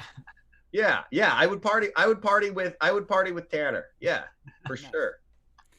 I wish I knew more about Tanner Fox. I mean, is that our rating system now? It's like scam, would party with, wouldn't party with. Would party with, wouldn't party with, fake guru, not fake guru, weird, not weird. Tanner Fox, I wish I knew more about him. All I know is he's just he just reminds me of a generic marketer, just another guy saying he'll make you rich. I mean, after you go through so many, you feel like you're seeing the same person again and again and again. And it's obvious the people who are, innovating in this space and the people who aren't. And I feel like he's not done much innovation, in my opinion. Maybe an opportunist. Yeah, so even though I criticize all fake gurus, there are clearly fake gurus who are pushing the boundaries. They're learning new things, whatever. And there's some that are just riding the wave of, well, this makes money, this copy makes money, so I'm just going to put it up. So that's what I would say. Fair enough. All right, second to last one here, and then again, we can add more if you guys would like to, because there's a bunch that have come in the comments. But second to last one, and Steven, I'll let you start with this one. Grant Cardone. you have an opinion on Grant Cardone? So I used to be way more of a fan of Grant Cardone than I am now. Because when I was doing house sales, I knew a fellow salesman who had really enjoyed Grant's course and showed me and gave me access to Grant's course. So I've actually taken some of Grant's course. I'll say about the course, it was very old. It was very outdated. Like all the modules were probably 10 years old almost. But I mean, it was just basic sales. And so I thought to myself, okay, what I liked about Grant, basically what I've said from the beginning, is at least he's made money doing other things, which I always appreciate. I like when people have done what they propose to teach before they teach this thing, right? So he's actually, I would say that Grant's a very good salesman. I don't think many people would argue that. What's come to my attention, though, recently is that as he pushes away from selling to businesses and he starts selling more to the individual, I'm having more of a problem with him as he's doing all these conferences, which are just giant upsells. Like guys, I'm not trying to push you away from my channel, but Mike Winnett does some great videos about how Grant Cardone pushes people into a bunch of upsells through these seminars that are just giant upsells. So you'll go there and you'll end up spending $20,000 on courses. So I don't like that about him. I think he's become much more of a fake guru. He's seen the huge wave. He's seen the opportunity, and he's dived into that. That combined with the fact that he sued Meet Kevin makes me strongly dislike this guy. Not cool. It's not cool to sue people. Like, why? It's like free speech, internet. That's like a cornerstone of my beliefs. Is like, dude, let people say what they want to say. John? I think Grant Cardone overall, I don't think there's even an argument of whether the guy's a scam, because he's legit as hell, but I think he's a badass. The guy's a badass. The guy speaks his mind. The guy's not afraid to smoke cigars on camera or, call you a pussy or all that stuff. So I think he's really, I really like him. I like his energy. I like all that stuff. That being said, if we want to get some drama here, I think Jordan Belfort's the fucking original salesperson here. I think if you're looking to learn sales, you know what? The Wolf of Wall Street is now moving into info products and stuff. And you know what? This guy is the original, but he does it. And Grant Cardone was selling business to business. You look at his thing. Yeah. He was selling videotapes. He was selling his own sales training to car dealerships back in the 80s. Okay. And so Grant Cardone didn't do as much on the ground, boiler room, business to consumer grind. Right. That Jordan Belfort did. Grant Cardone, I don't know how long he did sales for, but basically he pivoted quickly into the info product space and made a lot of his money there. So is he a badass? Does he know sales? Yeah. Is there any problem with buying his course? Will you learn a lot? Yes, you'll definitely learn a lot. I think it'll be great. But is he the best? I'd say Jordan Belfort. I think Jordan Belfort just wins. And I learned some sales from Jordan Belfort. I've been through both of the guys, he's just master. Also, did you see where Grant Cardone was saying in their debate that disinterest is a level of interest? Did you see that? He's I was like, what are you talking about, dude? You're crazy. You know what? Jordan Belfort's got it. Yeah. Grant Cardone, I already said it. I'm not calling it. I'm not saying he's not legit or anything, but I'm saying I don't think he's the best. You know what? He's the most famous for sure. I don't think he's the best. I don't. Yeah. Just fair enough. Out there. Fair enough. He's a guy. Cool guy. Next, Guru. And this is the last one we have on the list. Again, let me know if you guys want to continue this. But sure. This is the moment I think everybody that are watching this right now, and the thousands that will watch the recording of this. That's right. As well as the two of you, I think this is, and myself, to be fair, I think this is the moment that we've all been waiting for. And I don't even think I need to really tell you who it is, but I'm going to because that's my job. Okay. So I'm going to go ahead and just start with Steven. It's his show. I'm going to let him lead the way on this one. Steven, what are your opinions on Sifu himself? Okay, so I cannot show this. What I have in my hands right now is a cease and desist letter from Dan Lok delivered to my house. The dude, okay, I got to be careful here because he's getting really close to suing me right now. What can one say about the king of high ticket sales? What could you say about a guy like that? I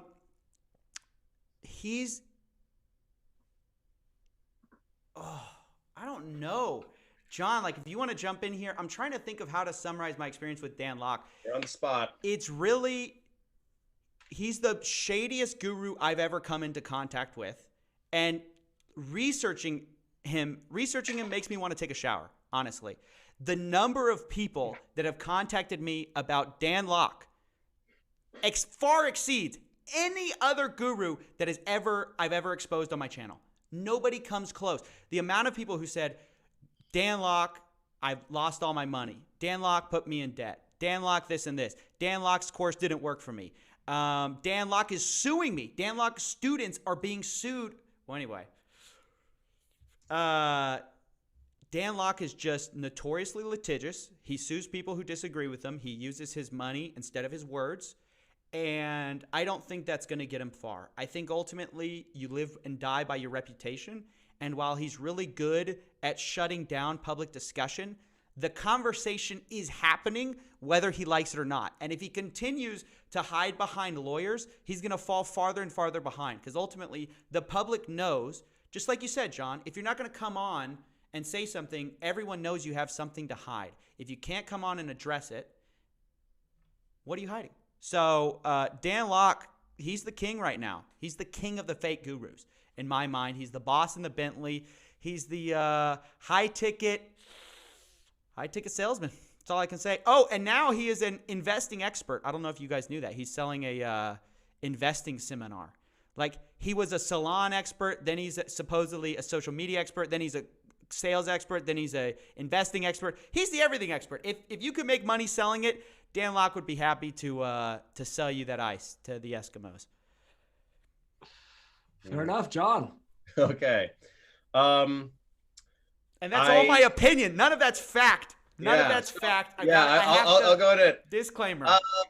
You know, there's douchebags and there's people who are just like dicks. And I don't know. I came across Dan Lok at FHL at Funnel Hacking Live, and I don't know. The dude always has like 5 or 6 guys dressed in like matching black suits, and they all have like they have their own like what is it called, uniform. They've got their like basically they've got like this business suit uniform but they're not business people, but they're high ticket closers.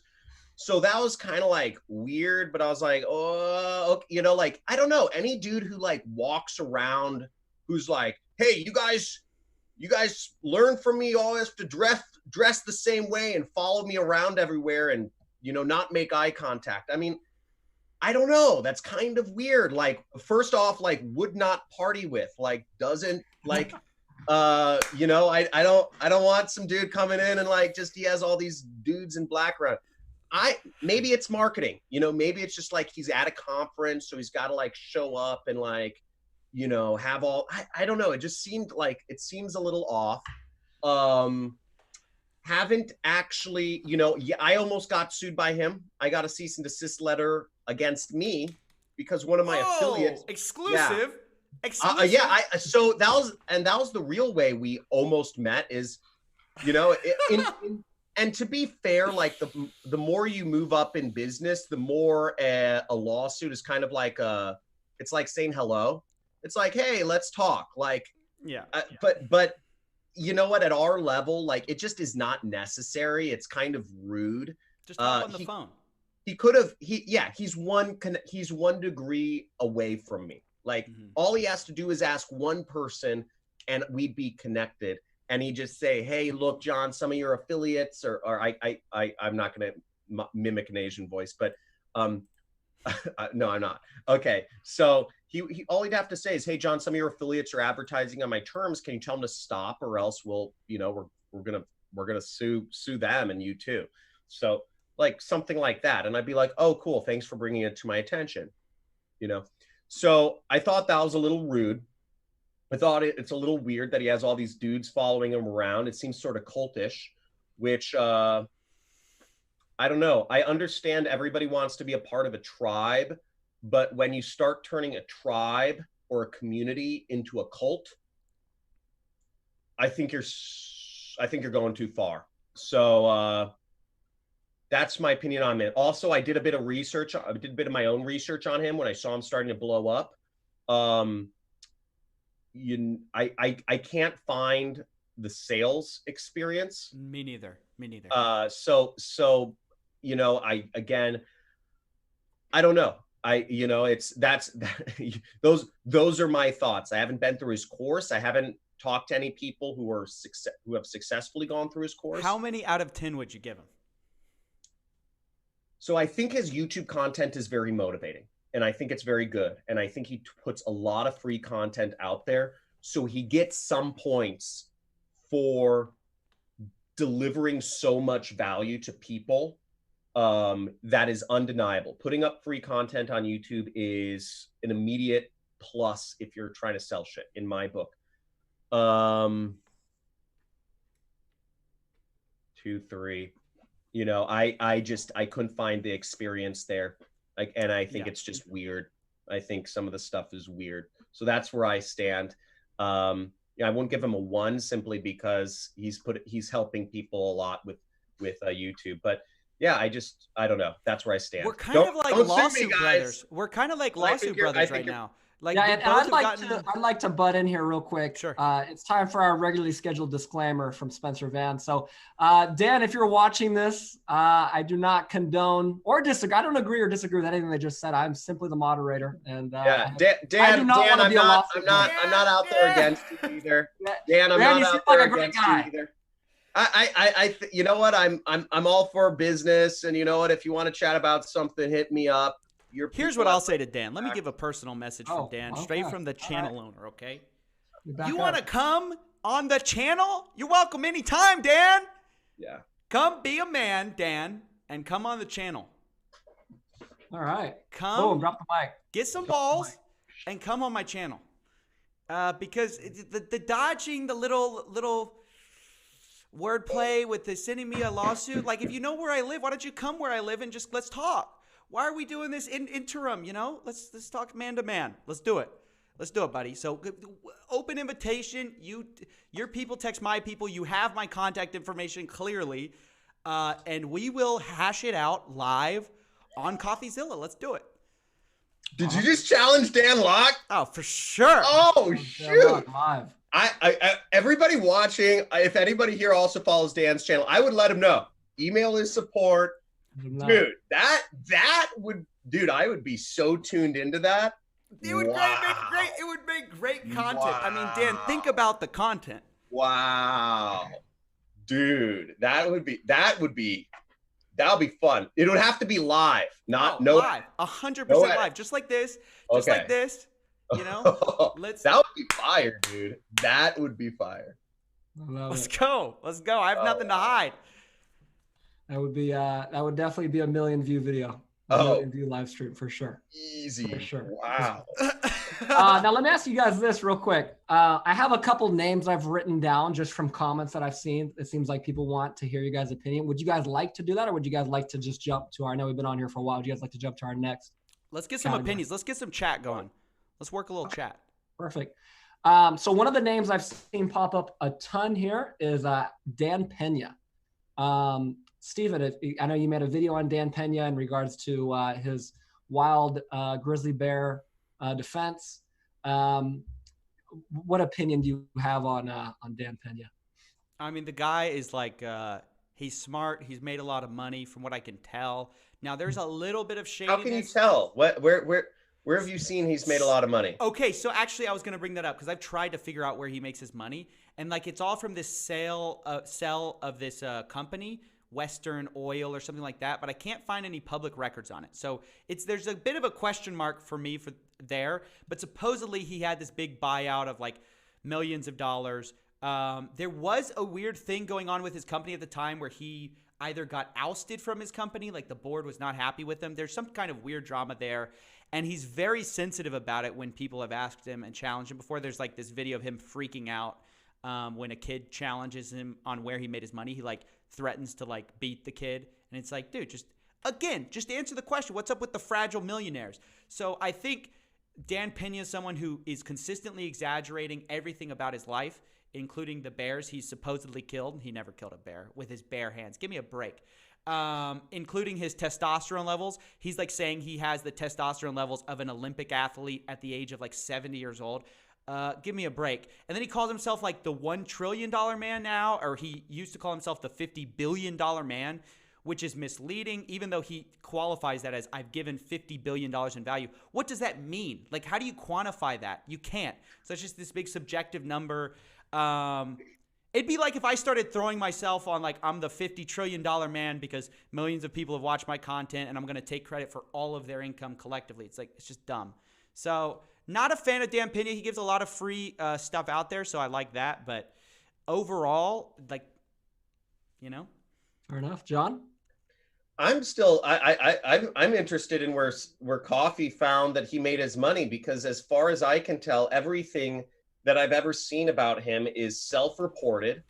From my loose research, if I can recall it, he basically created his own penny stocks and did pump and dumps. He basically did a pump and dump of some penny stock, and like that was the sale of the company, or that was his company listed on the OTC, which is over-the-counter exchange. It's basically like what the Wolf of Wall Street was doing and went to jail for. I think he just did it one time or something. I mean, he claims to be the CEO of Great Western Resources Inc. Where did he make his money? He says he sold that thing for like millions of dollars or whatever. That's what he says. Okay, that's what he says. All that is verifiable is that he owns some kind, or somehow he has possession of some kind of castle in Ireland or whatever, and he dresses up in a suit. That's all we can verify. There's some interesting similarities between him and the other gurus, right? So Dan Locke's a student of his. This guy, Matt Lloyd, who recently got sued and went to jail, got sued and lost to the FTC for like $300 million, was a student of his. Jason Capital is also a student of his. I think there are a number of other people who are Spencer, do you know any other people who are students of his? No, not off the top of my head, no, but I know those guys specifically. Yeah, so those guys for sure, students of his. So he's had some of these like real, pretty hardcore, like Jason Capital, another cool dude. And by the way, Jason's on our list, so we can jump to I won't go over that. But basically, I find it weird. I think he's into this whole like secret bullshit. I think he's an actor. I think Dan Pena's an actor. I think the whole thing's an act. I think he wrote some fake story. It's like, who am I in the future? And he's like, I'm a $500 billion man. So I got to start calling myself a $500 billion man. I think the whole thing is an act. And he created this character because he wanted to be rich. And he just started saying, how am I going to make money? Oh, I'm going to charge people to go in my rented castle or some shit. I don't know. Let's go, John. Let's go. Fair enough. I think the guy, I don't know. I think the guy's a joke. And I think the whole like tough guy thing is, I think that's totally an act. Like what the, he's trying to get like business people that, I don't know, that lost their daddy or need a father figure or something. Dude, hey, if you ever want a guest spot on CoffeeZilla talking about Dan Pena, dude, if you gave that same speech, I looked into that guy. I think he's a joke, dude. Honestly, come on. Having a guest spot from John Crestani on Dan Pena would be maybe one of the greatest internet videos that ever hits the market, man. Oh my gosh, that was great. I think in that leads. I agree with you though. Like, it is targeting people who like lost their dads, because he's like, yeah, you need to grow up. You guys are garbage. It's like, dude, what are you doing? What are you doing? That doesn't work. Yeah, in real well, life. I've had people say like, "Yo, you gonna go to like the Castle Summit?" Like, I just, like I've had people ask me if I want to like, sign up too, and I'm just like, let me look into this guy. And the more I did research, the more I was like, I can't find anything concrete here. Yeah. Perfect. Next guy on this list is, I kind of already spoiled it. So it's Jason Capital. And John, you brought him up. So why don't you go ahead and lead the way if you have an opinion. Well, Alex is Jason Capital was his pickup artist name. So yeah. So Jason Capital it's a good sounding name. Yeah. I think the guy's cool. The guy's super dope. He runs a cool business. He's super legit. He made money before he was selling info products. He made money. He made money selling info products of like basketball training stuff. So that was his first thing. He's big into basketball. He lives in Orange County, or he lives in Newport Beach. So I visited his office in Newport Beach.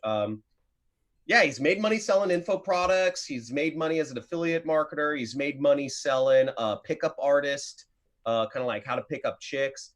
Good looking dude. He's good with the ladies. Lot of fun. Dude would party wild. with. He would party with. Good, like 2 thumbs up guy to party with for sure. And he's a really intelligent, hardworking guy. I have a lot of respect for Jason Capital. I think he's very underrated as far as the gurus go. Fair enough. I despite my the CoffeeZilla army begging me to make a video on him, have never done any research into the guy. I've done like very cursory stuff. Not much to say about the guy. I don't know. Pass. Fair enough. And then the last one that I've seen pop up a lot, and then we could go on for this for hours, right? There's tons of guys we could talk about, but the last big one I've seen come up a lot is Graham Stephan. So I know you did a video about him fairly recently, right, Stephen? Yeah, I did. I talked about that I hate his definition of fake gurus, right. Because he made it sound like the industry is just a couple fly-by-night like guys who are eventually going to leave the industry, and the legit people will rise to the top. And I argued that it's the opposite. It's mostly scumbags, and there's like a few legit people mixed somewhere in that mix. As far as Graham Stephan as a person, is it Stephen or I don't know what. I don't know. I think he's another. He goes by 2 first names too. I'm pretty sure he's another one of those like 2 first name guys. Yeah, I think it's. I'll just say Graham Stephan. Sorry if you're watching. I could get my people to find his last name if anybody wants. Yeah, he's highly intelligent. Seems like a honest dude for the most part. I like a lot of his stuff. He's one of the few people that I'll follow. I'll watch his videos for fun. He puts on a lot of entertaining, free content that doesn't have like a pitch at the end, which I always like. I'm always appreciative of when people do that. So generally, I like what he has to say. On that specifically, I disagree. And I think he has a vested interest in it because he's friends with a lot of these guys. So, of course, he's going to say like, oh, yeah, it's totally legit that I'm promoting Kevin David's course. So it's a way that he can get plausible deniability because he himself is not selling a course like that, but he's creating income because a lot of the courses that he sells from his YouTube promotions are affiliates. And so he's making tons of affiliate money selling what I would argue are fake gurus, but then he's hiding under the name of like, oh, I'm a legit guru because I think he is. But there's a weird ethic there of like giving people a platform and then profiting them from them coming on your platform yourself. I think there's something shady going on there, but that's all I have to say. I like him generally, though. I think we could get along. I think he's a nice guy. Fair enough, John. I love advertising on his channel. The advertising money I spend on his channel is very profitable. Big fan, great guy. But nice things. Yeah. Well, yes, the channel, the advertising we do on his channel is profitable. So we do like that. I haven't ever met the guy, haven't ever talked to the guy even. I think he's I know he's coming out with I think he's coming out with courses, or he started coming out with courses. I don't know if he teaches them himself. I don't know how vested he is in teaching, but I know he's from what I see of him on YouTube, because I watch his videos sometimes, very smart guy, highly intelligent, very hard worker. To put up a video a day, like I batch my videos. It's hard work. Oh yeah, I batch my videos. Like I'll do like 20. I'll do like 15 videos in a day, and I'll just shoot for a couple days, and then I'll, schedule them out for the next few months. Like, because I couldn't do a video every single day to like get prepared and get the minds. He does so much content. I mean, and he really puts thought into it, and he's really like, takes a lot of work. And I have respect for a man who is upfront, who puts in a lot of work. He really just blew up the last 2 years. He's huge. Like, he's gigantic. Yeah. Oh, and he's gigantic. He's got a gigantic channel now, 2 channels. So I respect people who have hard work. That being said, some of the things he teaches people, he's like, spend 20 cents on coffee. Like, I don't know. You don't have to be that freaking cheap, man. Like, that guy is, I think the guy takes cheap to a whole new level. Like, that guy is just like, he's making what he said he made like $1 million last year. Like, you don't need to buy 20-cent coffee. I think that's some part of his act that he just kind of sticks with now. You could spend a little money, it's, I don't know. You don't have to be that cheap. Like, he's just so cheap. It's kind of annoying. I don't know. Fair enough. Like, I don't know. I legit, but like probably wouldn't party with. Dude, yeah. I think that's a great way to conclude the fake guru segment. I guess it's not really the segment. This whole thing's about fake gurus, but the guru rating segment.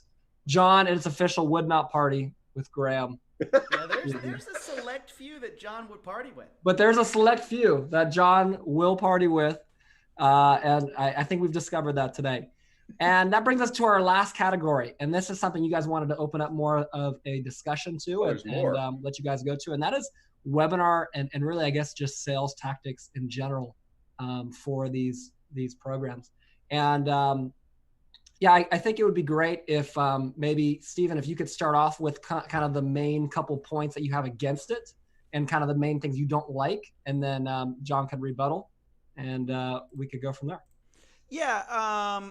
So I don't want to disagree with what you asked me, but I'm going to try to answer it a bit differently because what I was hoping for in this section, and because this is the last section, I thought we'd open it up. We've had a lot of back and forth of like disagreeing with each other.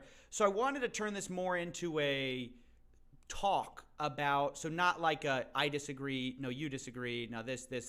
I wanted for John to kind of put us in the mindset of how to sell to people like through webinars and like what he's thinking about when he's crafting, because it's rare that I get like an insider, a true insider Spencer, you're an insider, but John, you kind of have like, you're a really aggressive marketer. I'd like you to run us through what you're thinking about when you do that in the way of like mechanics. How does it mechanically work? When you put in this line, okay, this is going to work really well. How do you know it's a good line?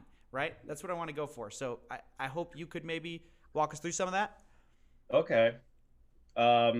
Just interject and ask questions but basically, we'll take questions from chat as well, like interspersed in here. Okay. So what I'm thinking when somebody clicks on an ad, I want to come as close to the effect of a UFO spaceship landing outside your like bedroom window where you're just like, what the heck? This can't be real. I need to go over and check this thing out. Like, it doesn't matter if you were having sex with your girlfriend. It doesn't matter if you're on the phone with your mom. If a UFO landed in your backyard, if you're looking out your window and little green men started coming out of that, you would put the phone down and you would immediately go over to see what's going on right away. Mm-hmm. So in marketing, we call that a pattern interrupt or a hook, or clickbait, you could call it a million different things. But when I start my webinars, I'm trying to get that freaking effect. And that's why I use Lamborghinis. That's why I have helicopters. That's why I have like just monstrously, obscenely large mansions that I use, because I want to have that effect where people are like, holy fuck, like this is insane. Like I want to give people an idea of the amount of money that is out there for them to claim, because screenshots are lame. And a lot of the other, so I try to take what other marketers do and I try to go the next level. Other marketers are using screenshots. They're like, hey, check out these nice screenshots that people send me. I try to go next level and also make it exciting, because my whole thing is, yeah, let me show the people the intro to your new webinar, because I was gonna roast it, but it's an interesting case study on what actually you're doing here. So this is John Crestani's webinar. Show it? I don't know how to show it. No, I've got it. I'm gonna show it. It's you. So that's John Crestani's helicopter coming up. Literally, he's taking the spaceship thing literally here. Here we go. Let's see here. You'll see it pop up in a second, John. Take a shower and get a job. Is that what somebody's telling me? Why would I get a job? All right. What's up? Check the audio. The webinar starting? Yeah. Okay. Going on. Oh, wow. How's the flight? Is this on? Yep. It's good. Good. It. Okay. Cool. Everybody can hear me? Okay, cool. Hey, John Crestani here. Sorry I'm a little bit late. Wait, is this hold on. Is this for your live webinar? Is this for your live webinar? Like your live pre-recorded live webinar? Because you're like, is this thing live now? Okay, so you want to go to the live versus thing. You know what? What's funny? This is another funny thing about human psychology. People are more apt to watch something if they think it's live versus then it was recorded.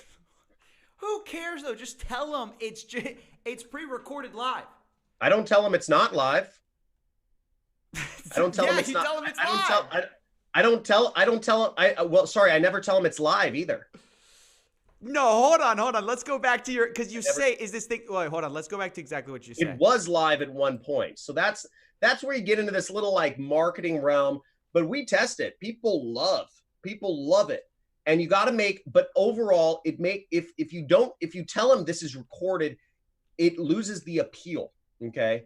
And I want education to be exciting. So one of the people I follow very closely is Elon Musk. Whenever he says something about education, I follow it very closely. And what Elon Musk said, somebody asked him, because he has his own school. He built a school for his kids. And they said, what should education be? How do you innovate education? He says, education should be like a Batman action movie. It should be like Batman with lots of cuts and excitement and special effects. And what I look at this is, I'm creating something that's exciting, that makes people excited I interrupt their day and give them an exciting, basically a action movie with, hot girls and helicopters and also training. So I make it fun. The thing is, okay, actually I want to hit a discussion here because we just happened into this. So I hate to make it into another debate, but there's actually something that I've found happens when you turn education into entertainment. It ceases to be educational, and people, all they remember is the entertainment. No, it's true. It's true. That's education should be boring. It's not boring. Worst. But the point is, you throw a bunch of hot girls at the front of a class, that's a bad argument. Listen, if you throw a bunch of hot girls at the front of a calculus class, they're not going to remember the calculus, John. Do you agree with me? If you put a hot girl at the front of the calculus class, but if you put a hot girl in the front of the calculus class and you say, hey, look, if you pay attention, we're going to differentiate this. If you pay attention to this class, you can marry somebody that looks like this, and then you kick her out. Yeah. I'm not sitting there teaching in front of a helicopter. I arrive in the helicopter, and then I go into education. All right, hold on. Let me play the end of this. Let me play the end of this clip. 1 second. By the way, let me say, I agree with the hook thing. I just disagree that education itself should be exciting. To be clear. All right, 1 second. It's been boring for hundreds of years. Here you go. Thanks.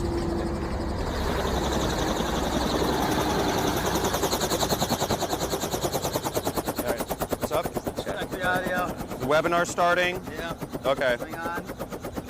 How's the flight? Is this on? Edutainment. Good. Edutainment's a great one. Okay. Cool. Everybody can hear me? The webinar starting. There it is. And then check this no. out. How many times did you have to do this to get the girl to walk out at the right amount of time and the cash on the table? What's up, Ryan? So that one was Hey. what was actually great about that. Okay, was so she was a cool. We're set she up was a freaking here. pro. So the first time, we did like 5 takes of this whole intro sequence over a period of time, because we'd have to we'd have to loop the helicopter around, and we had to call flight control. It was a big shoot. It was a lot of fun. It was kind of like a movie set. But to get the girl to do that, well, the first time we said, hey, we need, we brought the girl in. I think she was drinking. How much do you have to pay someone to do that? To do like a scene where they're in a bikini and they walk out and they do the shot? I think we paid him $100 each, but we told him there was like, my buddy, he's like in a famous band, and he said he's like, come hang out. I'm in Palm Springs on a YouTube shoot. Like, there's free alcohol, hang out by the pool. You'll have to work for like 30 minutes, but that's about it. They're like, oh, cool. Like, they just want to hang out. So you don't have to pay much. All right. Yeah. They were drinking the whole time. They were having fun. It was kind of distracting. See, it can't be educated when you're distracted, John. That's my whole point. All right, no. So then you get the hook. Then what? It's like, how do you get them from their cold traffic, they don't know you from Adam, to like, I'm gonna buy a $997 course? Well, you have to let people know what you're offering them. You're either offering them, better health, better wealth, better relationships, better cooking skills, whatever you're offering them, just to kind of lead them through. And you gotta really, it's all about just figuring out what are people's objections to buying, what are the reasons why people wouldn't buy, and then essentially just addressing every reason that people might not buy. Maybe they don't believe me, right? Maybe they don't believe that I actually make a lot of money or made a lot of money or whatever. Yeah. Maybe they don't trust that my company will deliver a good like training and support system. Maybe they don't trust that my product actually works. Maybe they believe that I'm a great guy and I've made a lot of money, but they don't believe my training will actually be effective.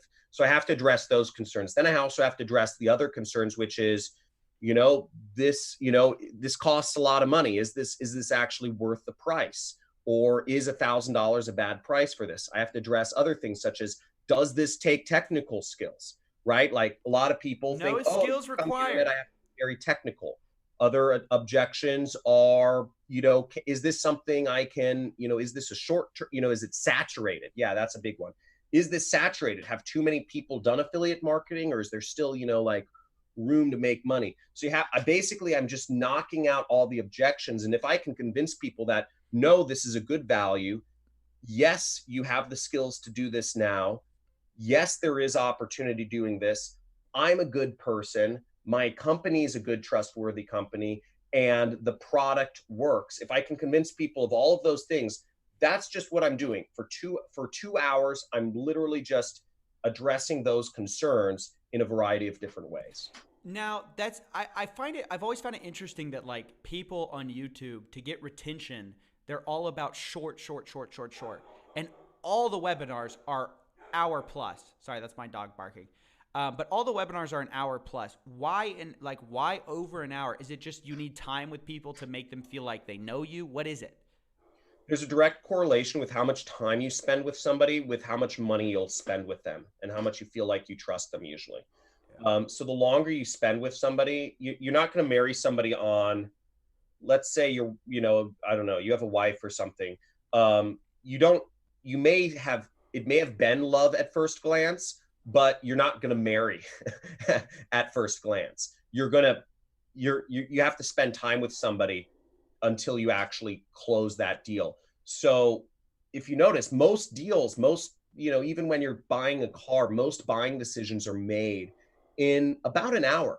If you go to the car dealership, you're going to spend maybe about an hour all in, talking to people, going for a test drive, etc., before you make a purchase decision. Some people are longer, some people will make purchase decisions shorter. But if I'm trying to convince people to make a big life change, I'm trying to get them to spend the next 6 weeks with me, to spend $1,000 with me.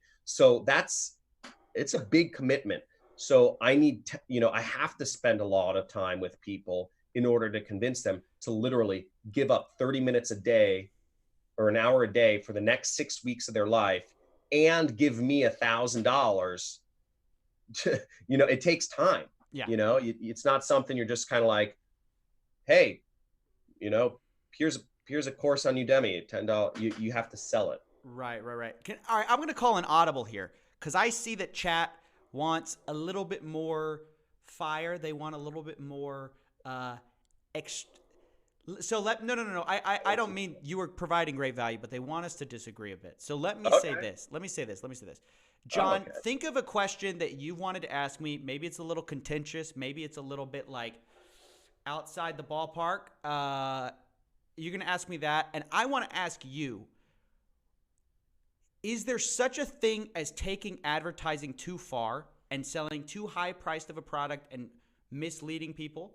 And if there is, what is that point for you? At what point would you say, I cannot ethically support this? And do you know of a guru who's doing that? Can you use an example of this guru? I don't agree with what they're doing. I definitely think there's at least one person you named, which is doing it to an unethical degree. Who, John? Who? Not going to name a name. Oh my! But I do think there is one person out there. Chatters can probably figure out, but I think he's gone a bit over the line. And what is that line for you? Like, which part is the line? Where is you can't say this? If you know your brain, I mean, if you know that you are really just, I don't know, if there's a track record of just people that are disgusted with your product and they are saying they feel brainwashed and I think that's a bit over the line where people are literally they exit the program and they come out and they say, I wasn't even thinking right for that period of my life because I was so brainwashed. That's bad. Yeah. I know exactly who you're talking about now. And yeah. I think people can say it. I mean, people in chat who are saying figure it out, guys. He used a keyword that I've used myself to describe this person. So you guys can figure it out. Chat. Use the wisdom of the crowd here to find out who John's talking about. Wisdom of the crowd. Oh, people are figuring it out. Yeah, most people are figuring it out. Okay, so do you have a question for me? What was the question that I had? Was there a particular question that I brought up in the pre-call that I was going to ask you?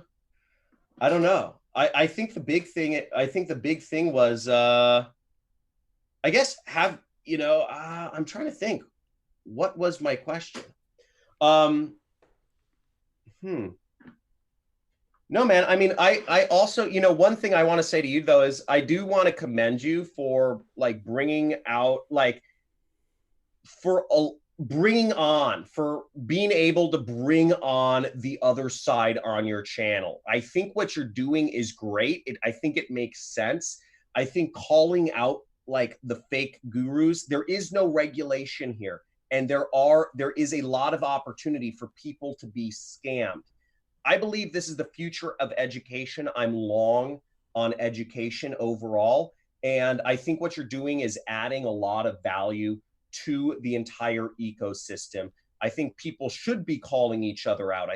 But at the same note, I really, I commend you. And I think you have a lot of, balls or guts or whatever you want to say, or a lot of truth or honesty to yourself for allowing the other side to actually come on and say our side from the guru side of things about what our thoughts are and why we're doing things. I believe this is a legitimate industry. I think it's great, but there are a lot of bad actors because there aren't enough people like you calling them out.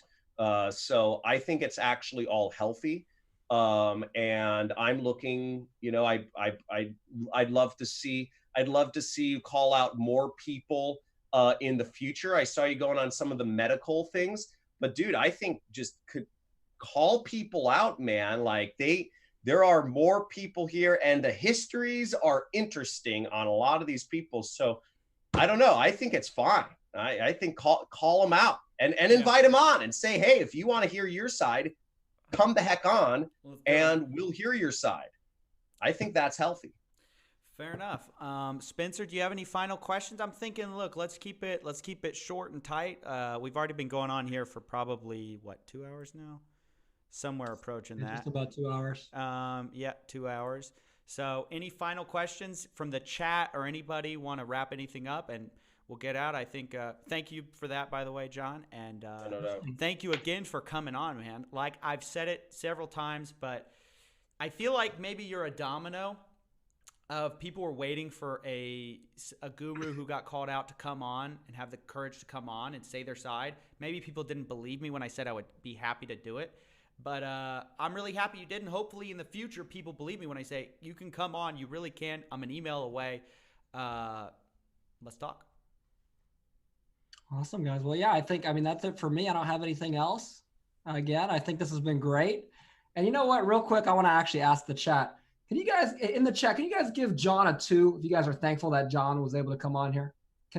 Can we get some 2s for John? And then can we also get some 2s for CoffeeZilla if you guys love his content?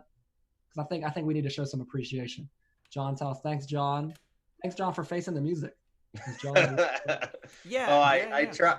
At first, I was looking at the chat, and then I was just like, "Oh, this is ugly." No, people they always respect people who come on, say their piece. I mean, we don't. The point of this, also, guys, for everyone who wants me to tear John's head off, the point of this is not to tear John's head off. That's what my other videos are for. The point is to address some of the concerns. If you guys wanted a death match, we can do that. But me and John came together. We asked, what did we want to get out of this? We could have. There may be a death match. Hey, there may be a death match. If the people want a death match, we'll eventually give them a death match. We'll give the people whatever they want. Dan Locke, if Dan Locke comes on, it has to be a death match because I have so much to say to Dan. If he comes on, it has to be, I don't mean literally, but of course. I mean it has to be a real knockdown, drag out. But yeah, thanks guys. Thanks for a bunch of 2s in chat. All right, guys. Love you. Thanks, John, for coming on. Thanks, Spencer, for moderating. You were terrific. And yeah, that's it. That's all for now. See you.